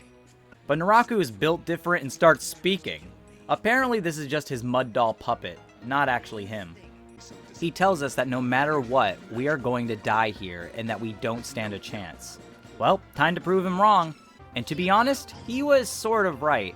This fight is leagues above the last several boss fights. The ogre has a powerful miasma attack that takes away a good chunk of health from everyone, and if he targets one person and gets a critical hit, they're taken out. Luckily, Moroku can revive others. After a long hard battle, we defeat him. We celebrate that everyone is safe, but are disappointed that Naraku got away once again. Everyone agrees that there's a good chance his plan was to take out all of us and Sesshomaru at once, which would have worked, but thankfully, we all pulled through. We decide it's best if we head back to Kaede's village since it's been a long while. Upon returning, Kaede suggests we stay the night, and we take her up on the offer. The next day is another day off. I'll take it. This story has gotten so depressing lately. I'll go for a leisurely walk. I will too. I'll go for a walk. Me too. Jeez, man, y'all are creative. The sky is so beautiful. Shippo, let's go for a walk. Son of a bitch! We look up at the sky and relax, seeing how beautiful it is and taking it all in. Shippo transforms into his cute little ball form and brings us up into the sky. I won't ever forget you, Shippo. The next day, Kaede informs us a traveler named Kakuju is in town. We point out that we know her and head out to find her. Once we see her, she asks what has happened since we last met up and gives us a place we can check out, Minamo Village. Apparently the citizens have been spirited away as of late, so it's a good place to look. We head out, and here is where the fun begins. We have several side quests to check out, 2 at the moment. We will be going through those first, which means I need to restart my PlayStation because the way this game works is, if you do one of them, that's it. You can only do them all if you reset and try them all out. And I aim to do that. Okay, so for this one, we gotta go back to Ayame Village. This one is pretty short, so basically, a demon is attacking some villager. Koga comes in and saves him, then says something about Kagome. Inuyasha shows up and asks what the fuck he's doing. He tells Inuyasha it's none of his business, but he's looking for Kagome's lost handkerchief, to which Inuyasha asks why. They go back and forth, having a pissing contest, and Inuyasha declares his nose is better and he will be the one to find it. They both run off, and then Kagome shows up to tell Koga she forgot she lent her handkerchief to Inuyasha. She didn't lose it. And, well, that's it for that one. Mount Ho this time. We head up toward the cave, and out of nowhere, we hear an old man yelling. It seems to get further away, but actually the old man's voice was just getting tired. He shows up and begins rambling what appears to be nonsense. Who is he? Joe Biden? He says he is after... Oh, wrong old dude. He's Donald Trump. Well, now that I've done political jokes, I guess I can speed through this. So the old man's voice gets tired, we get him water. He lectures us about our manners like a boomer, then Koga shows up. Turns out, the man is the oldest member of the Wolf Clan and he is very sick. Koga tells us there is a mushroom on the top of the mountain that they can use to heal the old man. We head up the mountain, then Koga tells us about the old man and how he was basically Koga's grandfather growing up, and he wishes for the man to live longer to see the Wolf Clan succeed. We head up further, doing the cute Shippo thing, then get the mushrooms. We take the old man to the monk's hut where Koga makes him mushroom soup. The old man then collapses. We decide to go to bed for the night.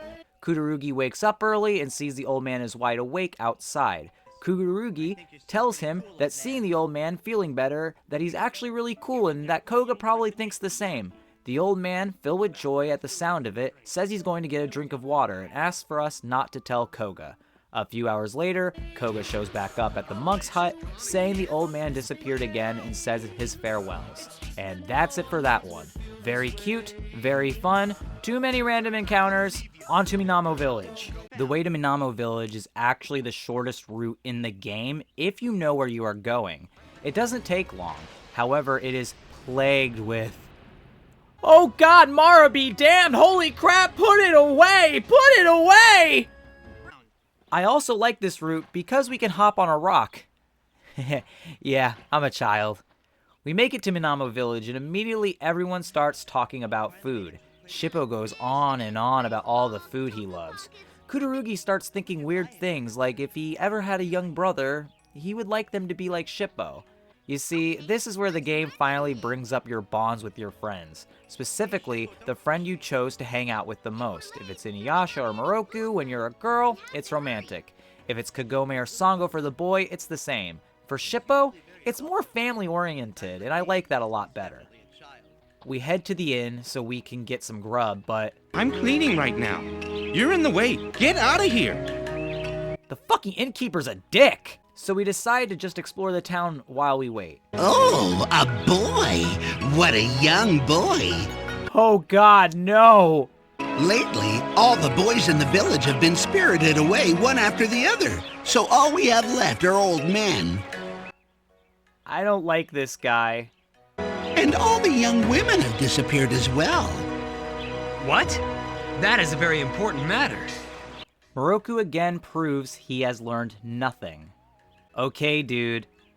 I'm just gonna get away from you. The next screen, Shippo tells Inuyasha not to move. A big dragonfly is flying towards Inuyasha and is going to land on him. Until... Shippo gets upset about the dragonfly flying away, but Kudarugi cheers him up by saying he's sure another one will eventually come along and they will catch it. We can now head to the inn, and it turns out the owner isn't just a dick to us, but his wife too.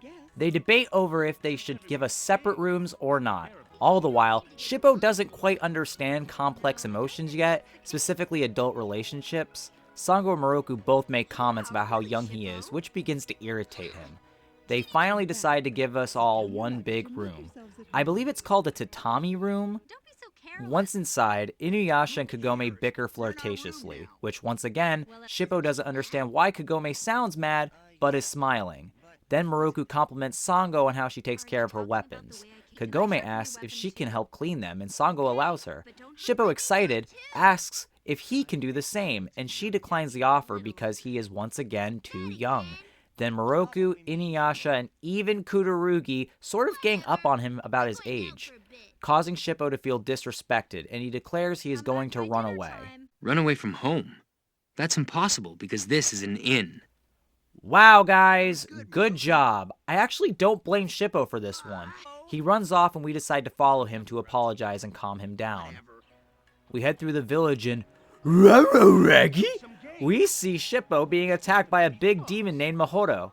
He's the demon that's been spiriting all these young spirits away. Shippo wants to prove himself to everyone, so he wants to fight him alone. But once it appears he can't handle it, we jump in. Fight goes pretty fast. One double destruction tactic and Mahoro is toast.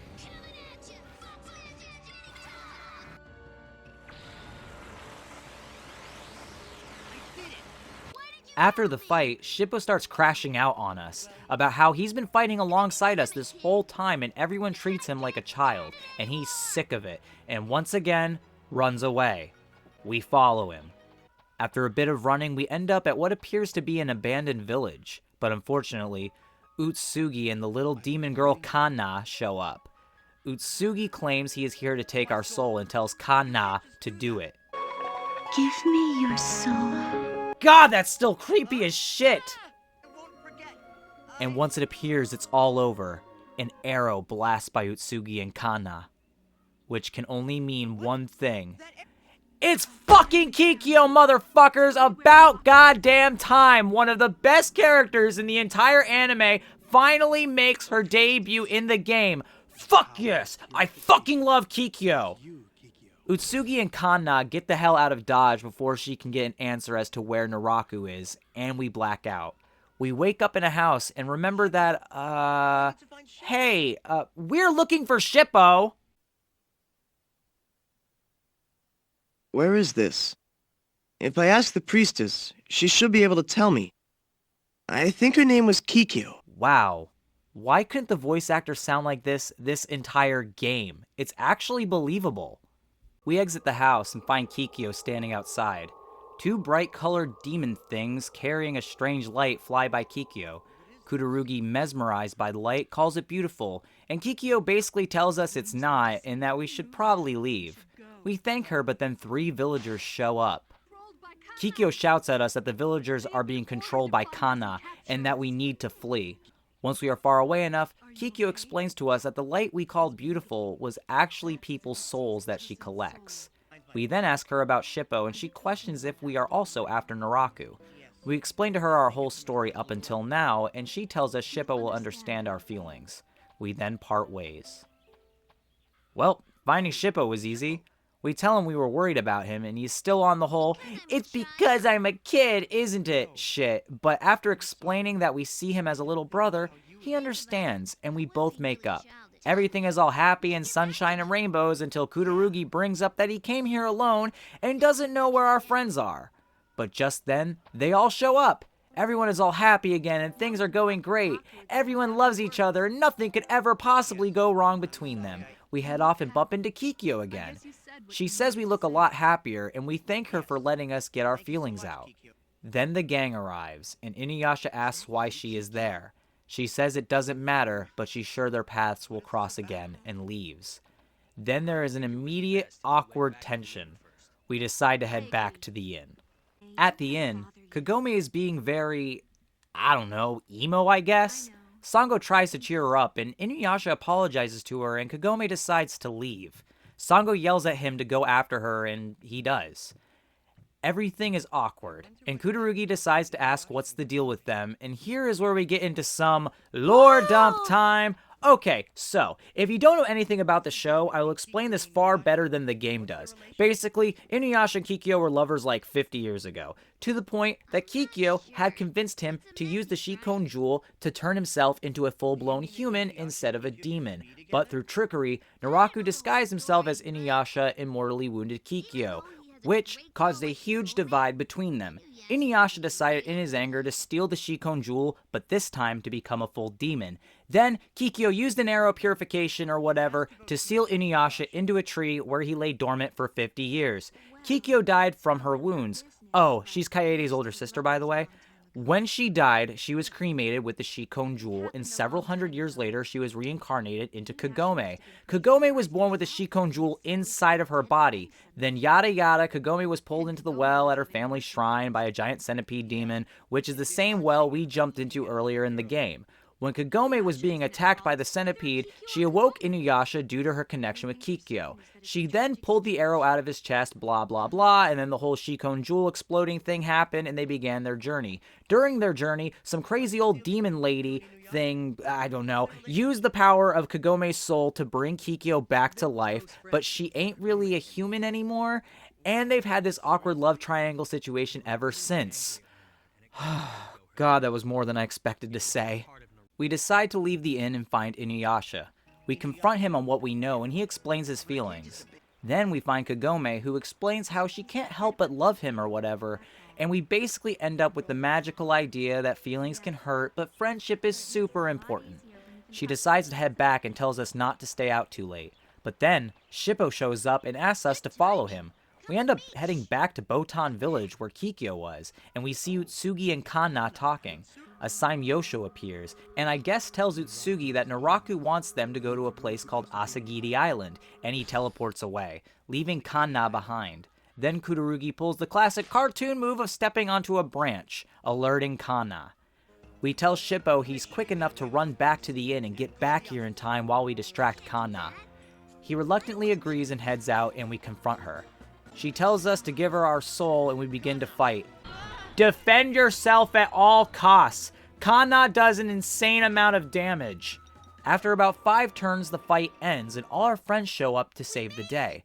Now it's time for the real battle, and yeesh! This one is a lot more difficult than I remember. Like I said before, Kanna does a crazy amount of damage, and if you aren't careful, can knock out a character. She's got a whopping 3,500 HP too, so she's a bit spongy, but nothing we can't handle. And sure enough, she goes down. That's one more Naraku incarnation out of the way.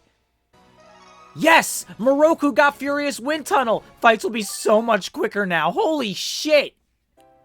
After the fight, we all celebrate that we beat Kanna, and everyone explains how they were worried about us.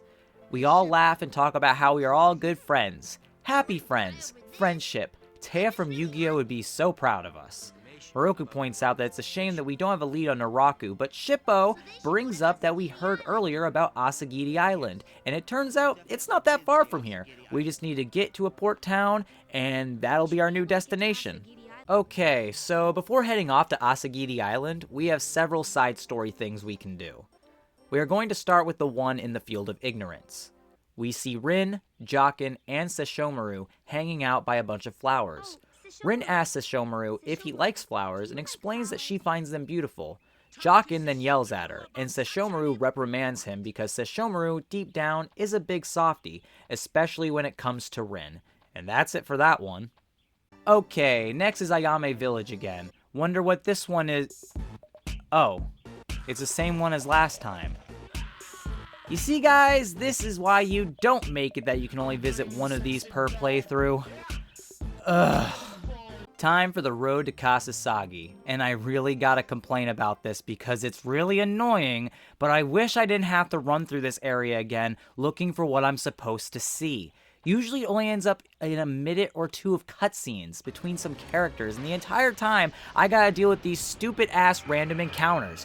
I'm so over it. By this point, I'm leveled up enough to beat the fucking game, so every fight feels like a waste of time, especially in a low level area such as this, all to run into Rin and Jokin again. Rin asks Jokin if he's powerful, and he goes on an ego trip about his staff of 2 heads and how Sesshomaru depends on him. Then, in comedic fashion, Sesshomaru shows up and Rin asks him if that's true, and Sesshomaru isn't pleased about him saying that. Jokin then tells Rin not to ask him any more questions. On to the road to Minamo. Son of a bitch! I swear to God, guys, I don't know how much more I can take. Thank God for Moroku. The dude is the fucking GOAT with the Furious Wind Tunnel. We make our way to the top of a hill where we find... Totosai? He's in this, but fucking Hachi isn't? What the fuck? He tells Inuyasha that he has a sword for him to try out, and Inuyasha can't refuse, so he tests it out on a few demons. Unfortunately, it doesn't seem to do anything, but a random flower appeared. Inuyasha swings it over and over and finally beats the demons. Totosai tells him that the sword is called a flower bloomer, and its purpose is when people fight in wars, a bunch of flowers will grow, which is actually really fucking cool. Inuyasha gets all irritated, and Totosai says he will sharpen all our weapons for helping out, then leaves. And that's it for these side stories. Time to head to Shiosai Village to get to Asagiri Island. Aight, so, we head on into Shiosai Village. It's very misty, which fits the theme of it being a port town of some sorts. We head to the docks and find a boatman, who we ask about Asagiri Island. He doesn't give us much response besides grunts, which leads to... Inuyasha! Inuyasha, let go of the Tetsaiga! We ask if he can take us to Asagiri Island, and he tells us to get on the boat, and we zip on over there. Inuyasha complains that it took a while, but everyone reminds him that it was his fault for overpowering the boat while trying to help. We We ask the boatman if he can check on us during his break, and he agrees. We start walking, but quickly notice a second boat is here. Inuyasha sniffs it and smells Kikyo from it, so she must be here as well. We start looking around the island and come to a cliff where we encounter a small bat. Shut up! Don't call me small! I mean, big bat. Really big, gigantic bat. What is it now? We're in a hurry. So if you have something to say, say it. Oh, great, Kudarugi. The one fucking time you talk tough is the one fucking time you shouldn't. This bat has dug up the ground around us and filled it with explosives. He asks us to say we are scared, which... I'm scared. I'm really scared. So you won't say that I'm small anymore. I won't. I won't ever say you're small again. Ah! You said I'm small! You said it! Well, shit. We wake up on the shore to find Shippo laid out. We check on him, and he's alive but badly injured. And of course, of all the luck, Utsugi and Kagura show up. We decide it's best to stay and fight them. Leaving Shippo behind would Wait a fucking minute. Shippo weighs like 15 fucking pounds. Why did you not just pick him up and run? Anyway, Kudarugi confronts Utsugi and Kagura, and as they are about to attack us, another fucking arrow flies by. Kikyo is becoming the new Serpentine Rock, huh? Utsugi and Kagura run away because Kikyo is just built different. They don't want the smoke. She turns to Shippo and realizing he's hurt, gives him medicine, and then she goes off to find Naraku. We give Shippo the medicine, which is where the game gives us this cute-ass fucking picture. This whole scene is another one based on who you decided to BFF Jills with. If you go with Sango or Kagome as the boy, you'll end up carrying them. If you are a girl and pick Moroku or Inuyasha, they pick you up. But this is just so much better in my opinion. And just like that, our friends are back. They were looking for us after we got thrown in the explosion. Friendship is back. Happy friends one and all. My friends are my power or whatever. We tell them that Naraku is definitely on this island, and it's about time we paid him a visit. Let's end this shit. We backtrack through the island, and it's here where we can actually find Mahoro again. This time, he's chill though, and sells us some stuff, including Mahoro's dumpling for $10,000, and it only heals 1 HP and smells like feet. I love a good gag. Anyway, a few screens later, we find Kagura and Utsugi and they walk off. We debate whether or not it could potentially be a trap, but we decide there's only one way to find out, so we follow them. It comes to a dead end. We follow their footsteps and they just end. Then out of nowhere, the wall in front of us opens up and everyone thinks it's an ambush, but it's just a secret entrance. We head inside and hear what sounds like wind and decide it's best to stay cautious. God damn it, not cautious enough! Kohaku comes at us. Sango makes the decision that in order to save her friends' lives, she needs to kill Kohaku. But just as she is about to, Kohaku speaks to her. He ends up having a migraine and collapses. Then a demon begins to speak to us and appears out of thin air. He seems to know a lot about Naraku and Kohaku's history, and judging from Kagome's reaction, he's more than likely a demon that Naraku uses to take control of Kohaku, so we better fuck his shit up. After a few rounds and the perfect ending with Sango getting the final hit with the Kusari Gama, we take the dub. Kohaku speaks a bit more and then passes out again. We realize that Kohaku is currently not under Naraku's influence anymore, but it could eventually happen again if we don't destroy Naraku, adding more to our motivation. Sango calls for Kilala to take Kohaku back to Kaede's village so he can be safe. She then apologizes to the group for putting everyone in danger because of Kohaku, but we tell her it's not her fault, and again, we need to fucking find Naraku and kill his ass! We head on, and everyone notices a strange smell. Specifically, explosives. And just like that, 2 doors shut around us, locking us in. And then we hear a familiar laugh. That little fucker who tried to kill us earlier is back. He tells us that he once again has rigged the whole area with explosives, and Kudarugi, being a dumbass, immediately calls him small, pissing him off.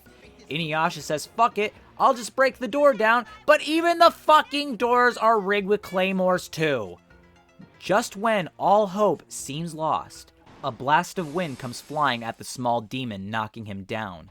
The attacker is shockingly Kagra? She laughs and disappears. Now we can finally do something about this piece of shit.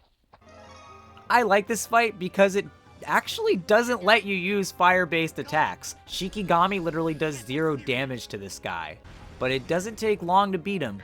Once he's defeated, the doors open up and we can head on. The next room is absolutely disgusting. A bunch of demon carcasses are all over the place. Wondering what this could possibly be, the fisherman who brought us here shows up and tells us that's because of Naraku, and then he suddenly collapses to the ground. Kagra following behind him. Kagra tells us that she was controlling him with her Dance of the Dead, and says she wants to take us to Naraku so we can kill him. Everyone is very reluctant to trust her, but considering she helped us out moments ago, I think it's a safe bet. We ask her why she wants to kill Naraku, and she tells us to look around at all the dead demons. Naraku uses them and then discards them. The same will eventually happen to her. She opens up a secret door and we follow her. Kudarugi asks a very valid question. If she just wants to be free from Naraku, why doesn't she just run away? She informs us that he actually possesses her heart, and if she does run away, he'll simply destroy it and kill her. So her only option is for Naraku to die. We ask where he is, and she informs us that we are actually in his room right now. He has been regenerating this whole time to become stronger, but we have the upper hand if we can get the jump on him. We look forward and see him, with tentacles this time laying there. We go for the attack, but Naraku puts up a miasma, so we can't do anything. But that doesn't stop Kagra, who uses her Dance of Blades and seems to kill Naraku instantly. That was pretty anticlimactic. His remains suddenly disappear. Kagra begins to celebrate when the worst thing that could happen to her. Naraku knows he's been betrayed, and he crushes her heart, killing her. We demand him to come out and face us, but he kindly points out he's been here the whole time and reveals his new form. Gigantic monster spider tentacle demon Naraku begins to taunt us, but that won't stop Inuyasha from attempting a wind scar, which does nothing. Kudarugi realizes he must have a barrier, so he destroys it, and Inuyasha follows up with a backlash wave, which does nothing. Oh shit. Naraku confidently points out that since he transformed, he's now using a different barrier, and our abilities just ain't good enough, kid. He then begins attacking. Fuck, man, this is not fucking good. He's got his fucking tentacles coming at us. I don't fuck with tentacles. This is a nightmare. Oh no, he's taking the shards of the Shikon Jewel. We are so fucked. Fucking more than fucked. Giga fucked. What are we going to do in this terrible situation? Oh, hey, look, a sacred arrow. Serpentine Rock Kikyo saves the day once again, this time using her arrow to pierce Naraku's barrier. Naraku responds in kind and attacks her. He then absorbs the shards of the Shikon Jewel and transforms once again to a more realistic form. Still got those tentacles, though. But this is it. No barrier, no problem. It is finally time for us to defeat Naraku. Now comes the real victory. Time to swing our dicks. Naraku can be one of the hardest fights if you aren't careful. I spend the entire first round just prepping for it, using some buffs and having Moroku use his ability to see how much HP Naraku has. Naraku has a miasma attack that can fuck up the entire party if you don't raise your defense. But honestly, this was a cakewalk for me. After several bursts from Inuyasha and a final hit from Sango, it's game, set, and match.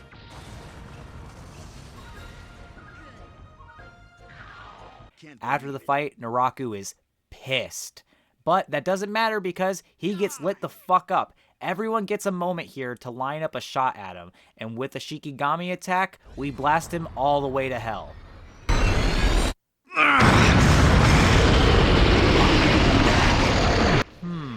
Well, that was ominous.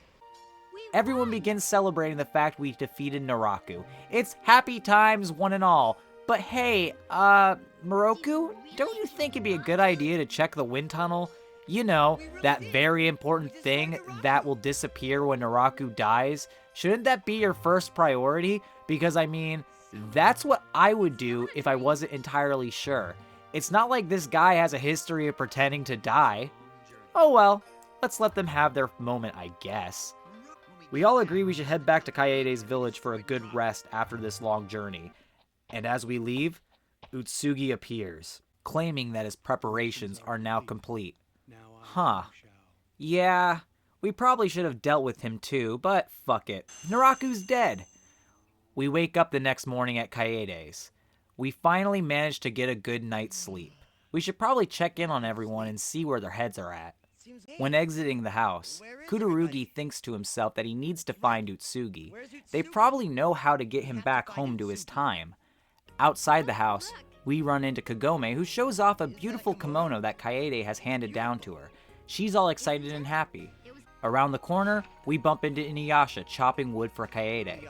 Again, he's all excited and happy. He finally has a place to call home. Down the road, we see Shippo, who is teaching some of the other kids how to spin a top. Kudorugi begins having some complex feelings seeing everybody this way. We head to the Bone Eater's well, where we find Kikyo and Kaede talking. Kikyo informs Kaede that Utsugi has taken Naraku's shard of the Shikon Jewel.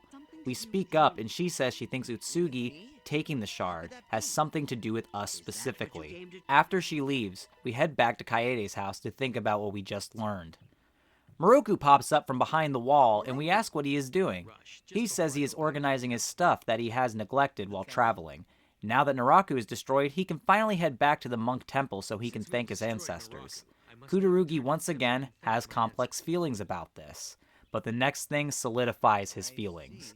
The next house over, we run into Sango and Kohaku. We ask how he is doing, and she tells us that he's still recovering his strength, but Kaede confirmed that Naraku's spell has vanished, and with rest, he should recover very soon. Seeing everybody living their lives now that their journey to stop Naraku is over, makes Kudorugi realize that his journey hasn't ended yet. He still needs to get back to his own time. Utsugi is out there somewhere, and we need to find him. However, it's not fair to let the others come with us this time. They've already gone through so much because of us, and this is our problem, not theirs. They should rest. We prepare to leave the village and run into Kaede, who calls us out for leaving. We tell her the same thing, that we can't depend on them anymore. We are stronger now. We can do this ourselves. We ask her to please not let the others know we have gone after Utsugi, and she reluctantly agrees, saying she can't stop us. She says she wants us to come back unharmed and wishes us a safe trip, and we leave the village. We don't really know where to go, but a good place to start would be Kasasagi Town. The mayor there might have information that could be useful, and it'd be nice to see a familiar face. We make it to Kasasagi Town and decide to ask around, but before we can, the mayor conveniently shows up. Apparently, he was looking for us and wanted to ask if we could take care of a couple of demons up in the mountains that have been causing problems as of late. We decide to do it so we can test our strength. We head to the road to Minamo, where the demon supposedly resides. After exploring for a bit, we come to a screen where the creepy music comes in, and we see a purple cloud and walk towards it. Then appears a teeny tiny little demon claiming he wants our blood. Pfft, we got this. Ah! Big demon! Never mind! Well shit, that wasn't too bad. We really have come a long way. Ah! Really, big boy? Jesus, Mary, Joseph, holy mackerel, what the scallops? We fight him, but this time, he humbles Kudorugi by one-shotting his ass. All hope is lost. We can't do anything on our own. Let's play a game here, shall we? Multiple choice. What plot point do you think is going to happen here? A. Serpentine Rock? B. Sacred Arrow? C. Mayor of Kasasagi Town comes in with an AK-47? Or D. The power of friendship? Yeah, you already know. Inuyasha and everyone come in to save the day. Apparently, Kaede fucking narked on us, that old bitch. We take on the big demon and defeat him. Kudarugi asks everyone why they would even bother helping him find Utsugi if they are free to do whatever they want now, and they give him the traditional speech of, they're doing it because they want to. That's what freedom means, ya tit. Inuyasha points out, though, that the big demon we just fought smelled a lot like Naraku. And then, poof! The tentacles are back! Ah! They fade away. Whew. Everyone begins questioning if this was part of Naraku's plan all along, and if he's still around. Oh, I don't know, Moroku. Check to see if you still have the wind tunnel. It's still an option in fighting, so I assume you do. So guess what? Maybe he ain't fucking dead yet? Oh well. We probably should head back to Kasasagi Town and let the mayor know we defeated the demon for him. We make it back to Kasasagi Town and head to the mayor's house. Alright, where is he? Why is this motherfucker always in the goddamn garden? Okay, so back at the garden, he thanks us for taking care of the demon and gives us 10k in gold, which is pretty nice. The group ponders on where Utsugi is and what we can do. Kagome suggests we head out and look for everyone we know who has connections with Utsugi. So we head out of the village, and son of a bitch, more side story bullshit. Okay, look, I'm gonna level with you guys. This video is getting really long, and we have a bit left to go. I'm at a bit of a crossroads here, because as much as I want to show you guys everything, just look at this.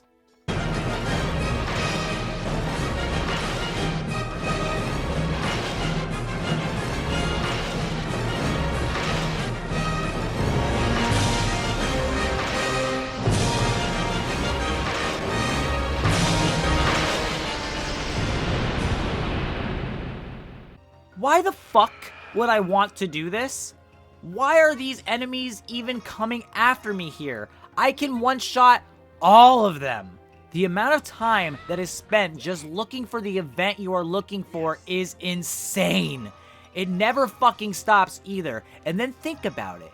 I'll have to reset my PS2 just to get back to it. It's not worth it in the slightest. I will do one more of these events and that will be it. Because I'm tired of this, Grandpa. That's too damn bad! I'm very, very fucking tired. Alright, so I'm choosing Botan Village for this last one because I like it. You head to Kikyo's house where two boys are talking.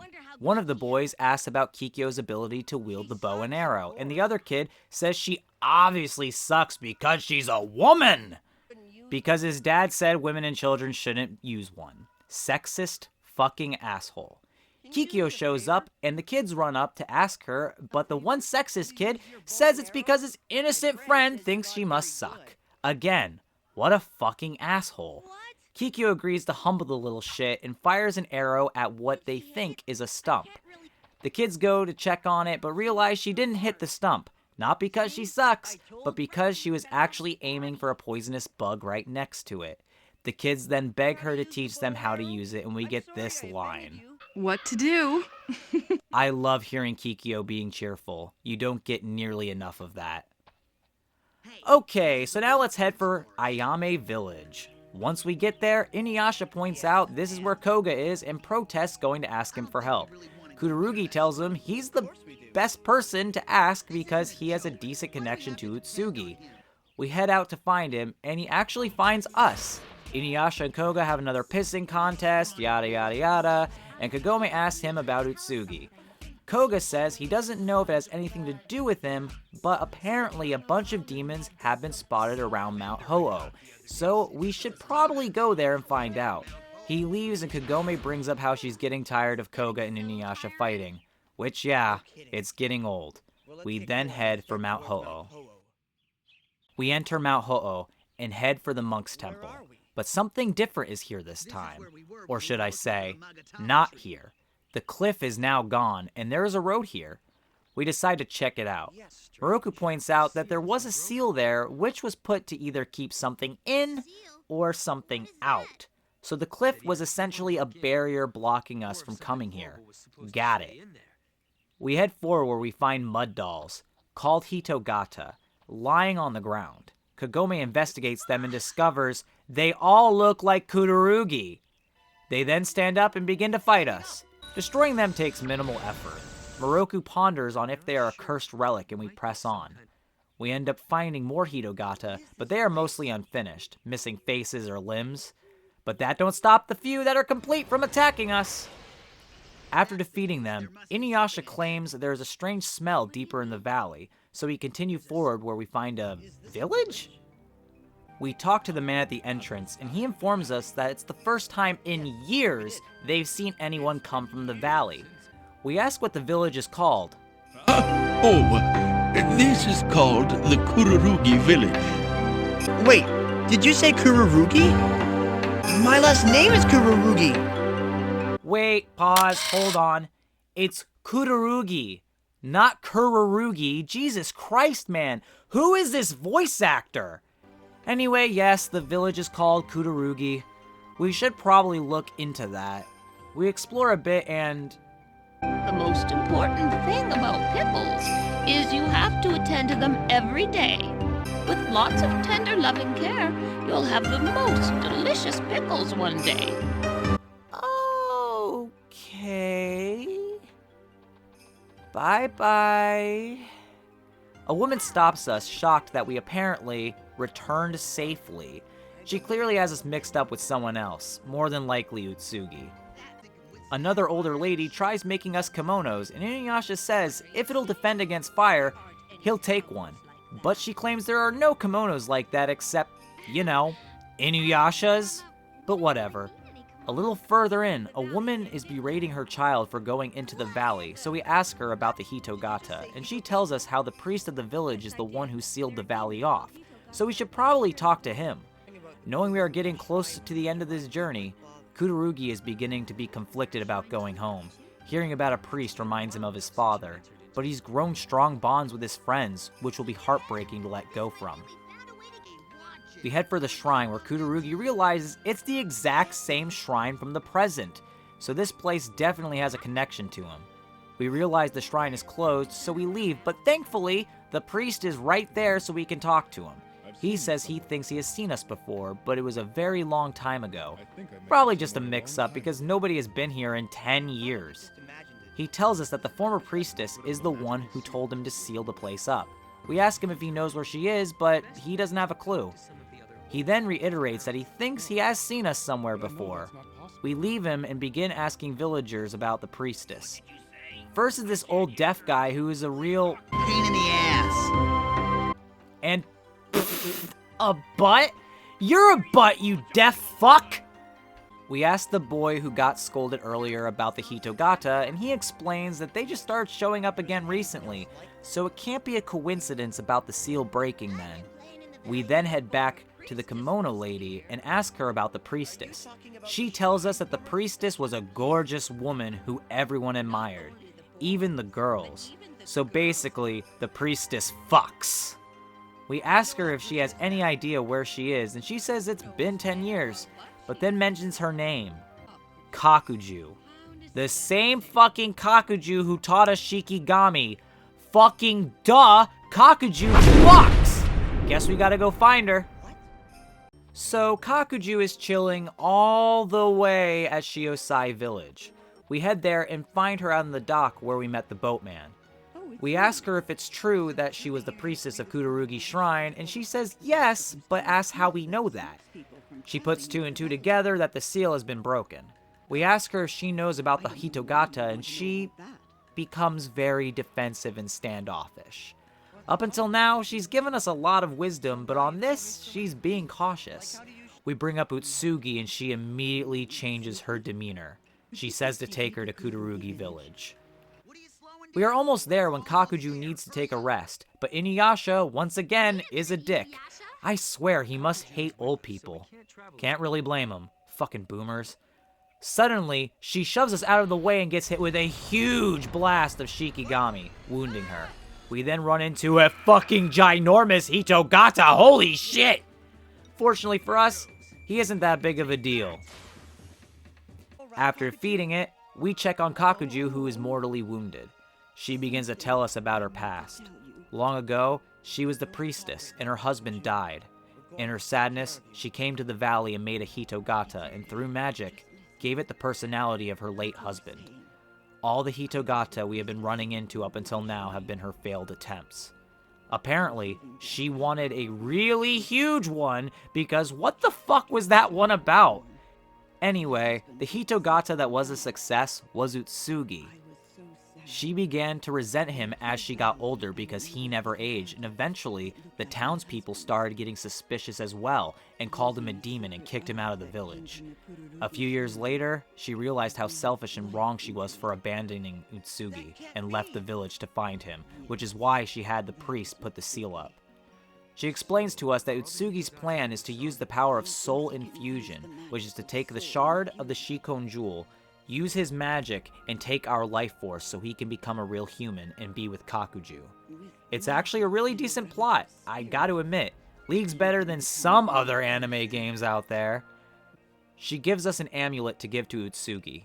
She asks if she can feel our face, and we allow her. She says we look exactly like her husband who once passed away, and she passes away herself. Unfortunately, we don't have time to sit here and mourn. We made a promise to give Utsugi the amulet. We need to find him. We exit to the world map and find there is a new area available, aptly titled Question Marks. We head in. Utsugi appears. He has been waiting for us. We try to talk with him, but he's so fixated on becoming a human so Kakuju will love him again and begins the soul infusion. We are knocked back by the technique. Our friends try to wake us up, and when we come to, we notice that the amulet protected us from the attack and is warm. Utsugi questions why he can't become a human when all of a sudden, the shard of the Shikon jewel around his neck starts to turn black and seeps into his body. And that's when we hear Naraku's laugh. Naraku takes over Utsugi's body, and now his power as well. It's time for the final boss of the game. We break the barrier and... Oh wait, fake out! Nope, not the final fight yet. Hold up.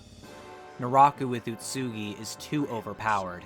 We can't destroy his barrier and he prepares to attack and kill us all. But like every other time in this game, someone comes to our rescue. Utsugi, with the last bit of strength he has to control his will, destroys the crystallized barrier rock and his energy disappears. Now it's time for the real fight.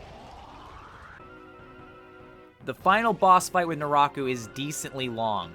Even with doing an insane amount of damage, it still takes me 6 fucking rounds to have him go down. Not to mention, one of his attacks, I swear he got influence from Sephiroth for.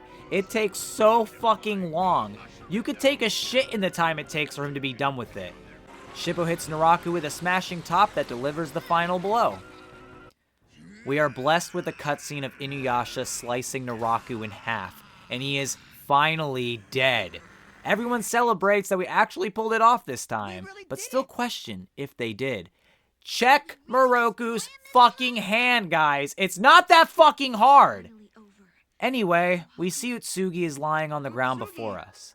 We check up on him and realize he's bleeding. Real blood.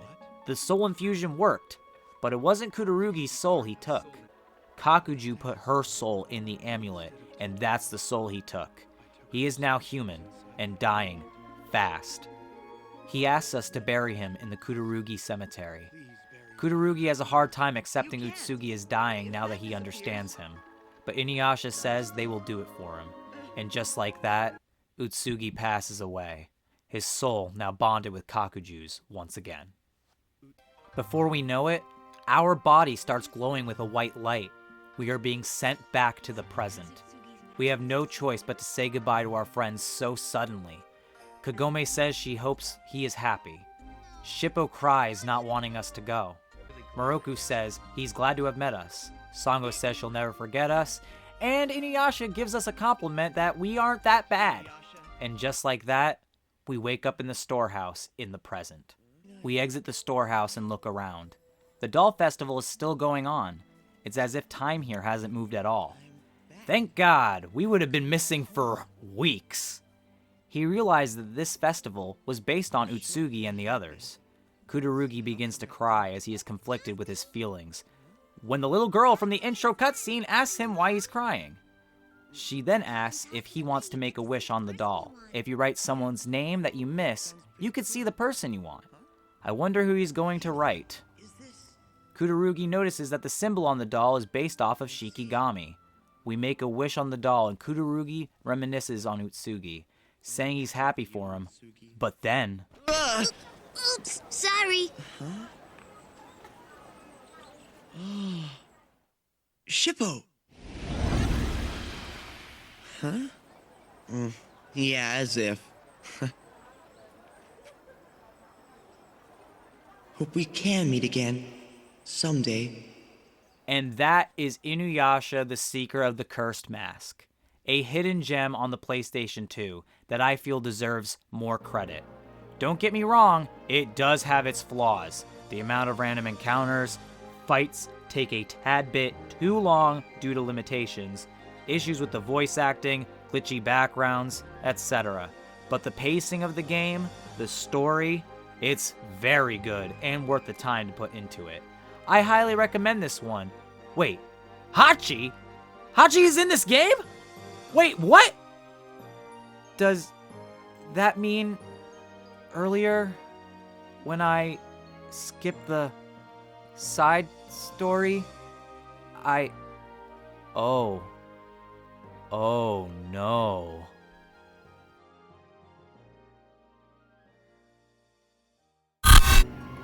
My, what a fascinating story. Unfortunately, your time is up. When we come back, it'll be the last time you have to look at us. And thankfully, the last time we have to look at you. Wait, what the hell? Mr. Kooky? I knew I'd get you out of here, buddy. How the hell did you get here and why aren't you wearing your blue shirt? Oh, yeah, blue's totally last season. Plaid's totally in right now, so I just changed it. Anyway, we gotta get you out of here, man. Things have gotten a little too crazy. I got you, bro. So he finally escaped. Yeah, I got him stuck with those dudes back down by the valley.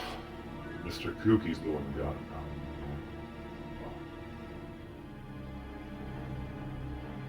Took 4 months for that jackass to finally rescue his friend. Forget about Kaisen. I mean, what is it you even want anyway with these guys? Oh, it's fine. It's fine. Little do they know they've fallen right into my trap. Soon he will make it back home. The second he makes it back home, I get the stone from him. I take over. And once again, the channel will be mine.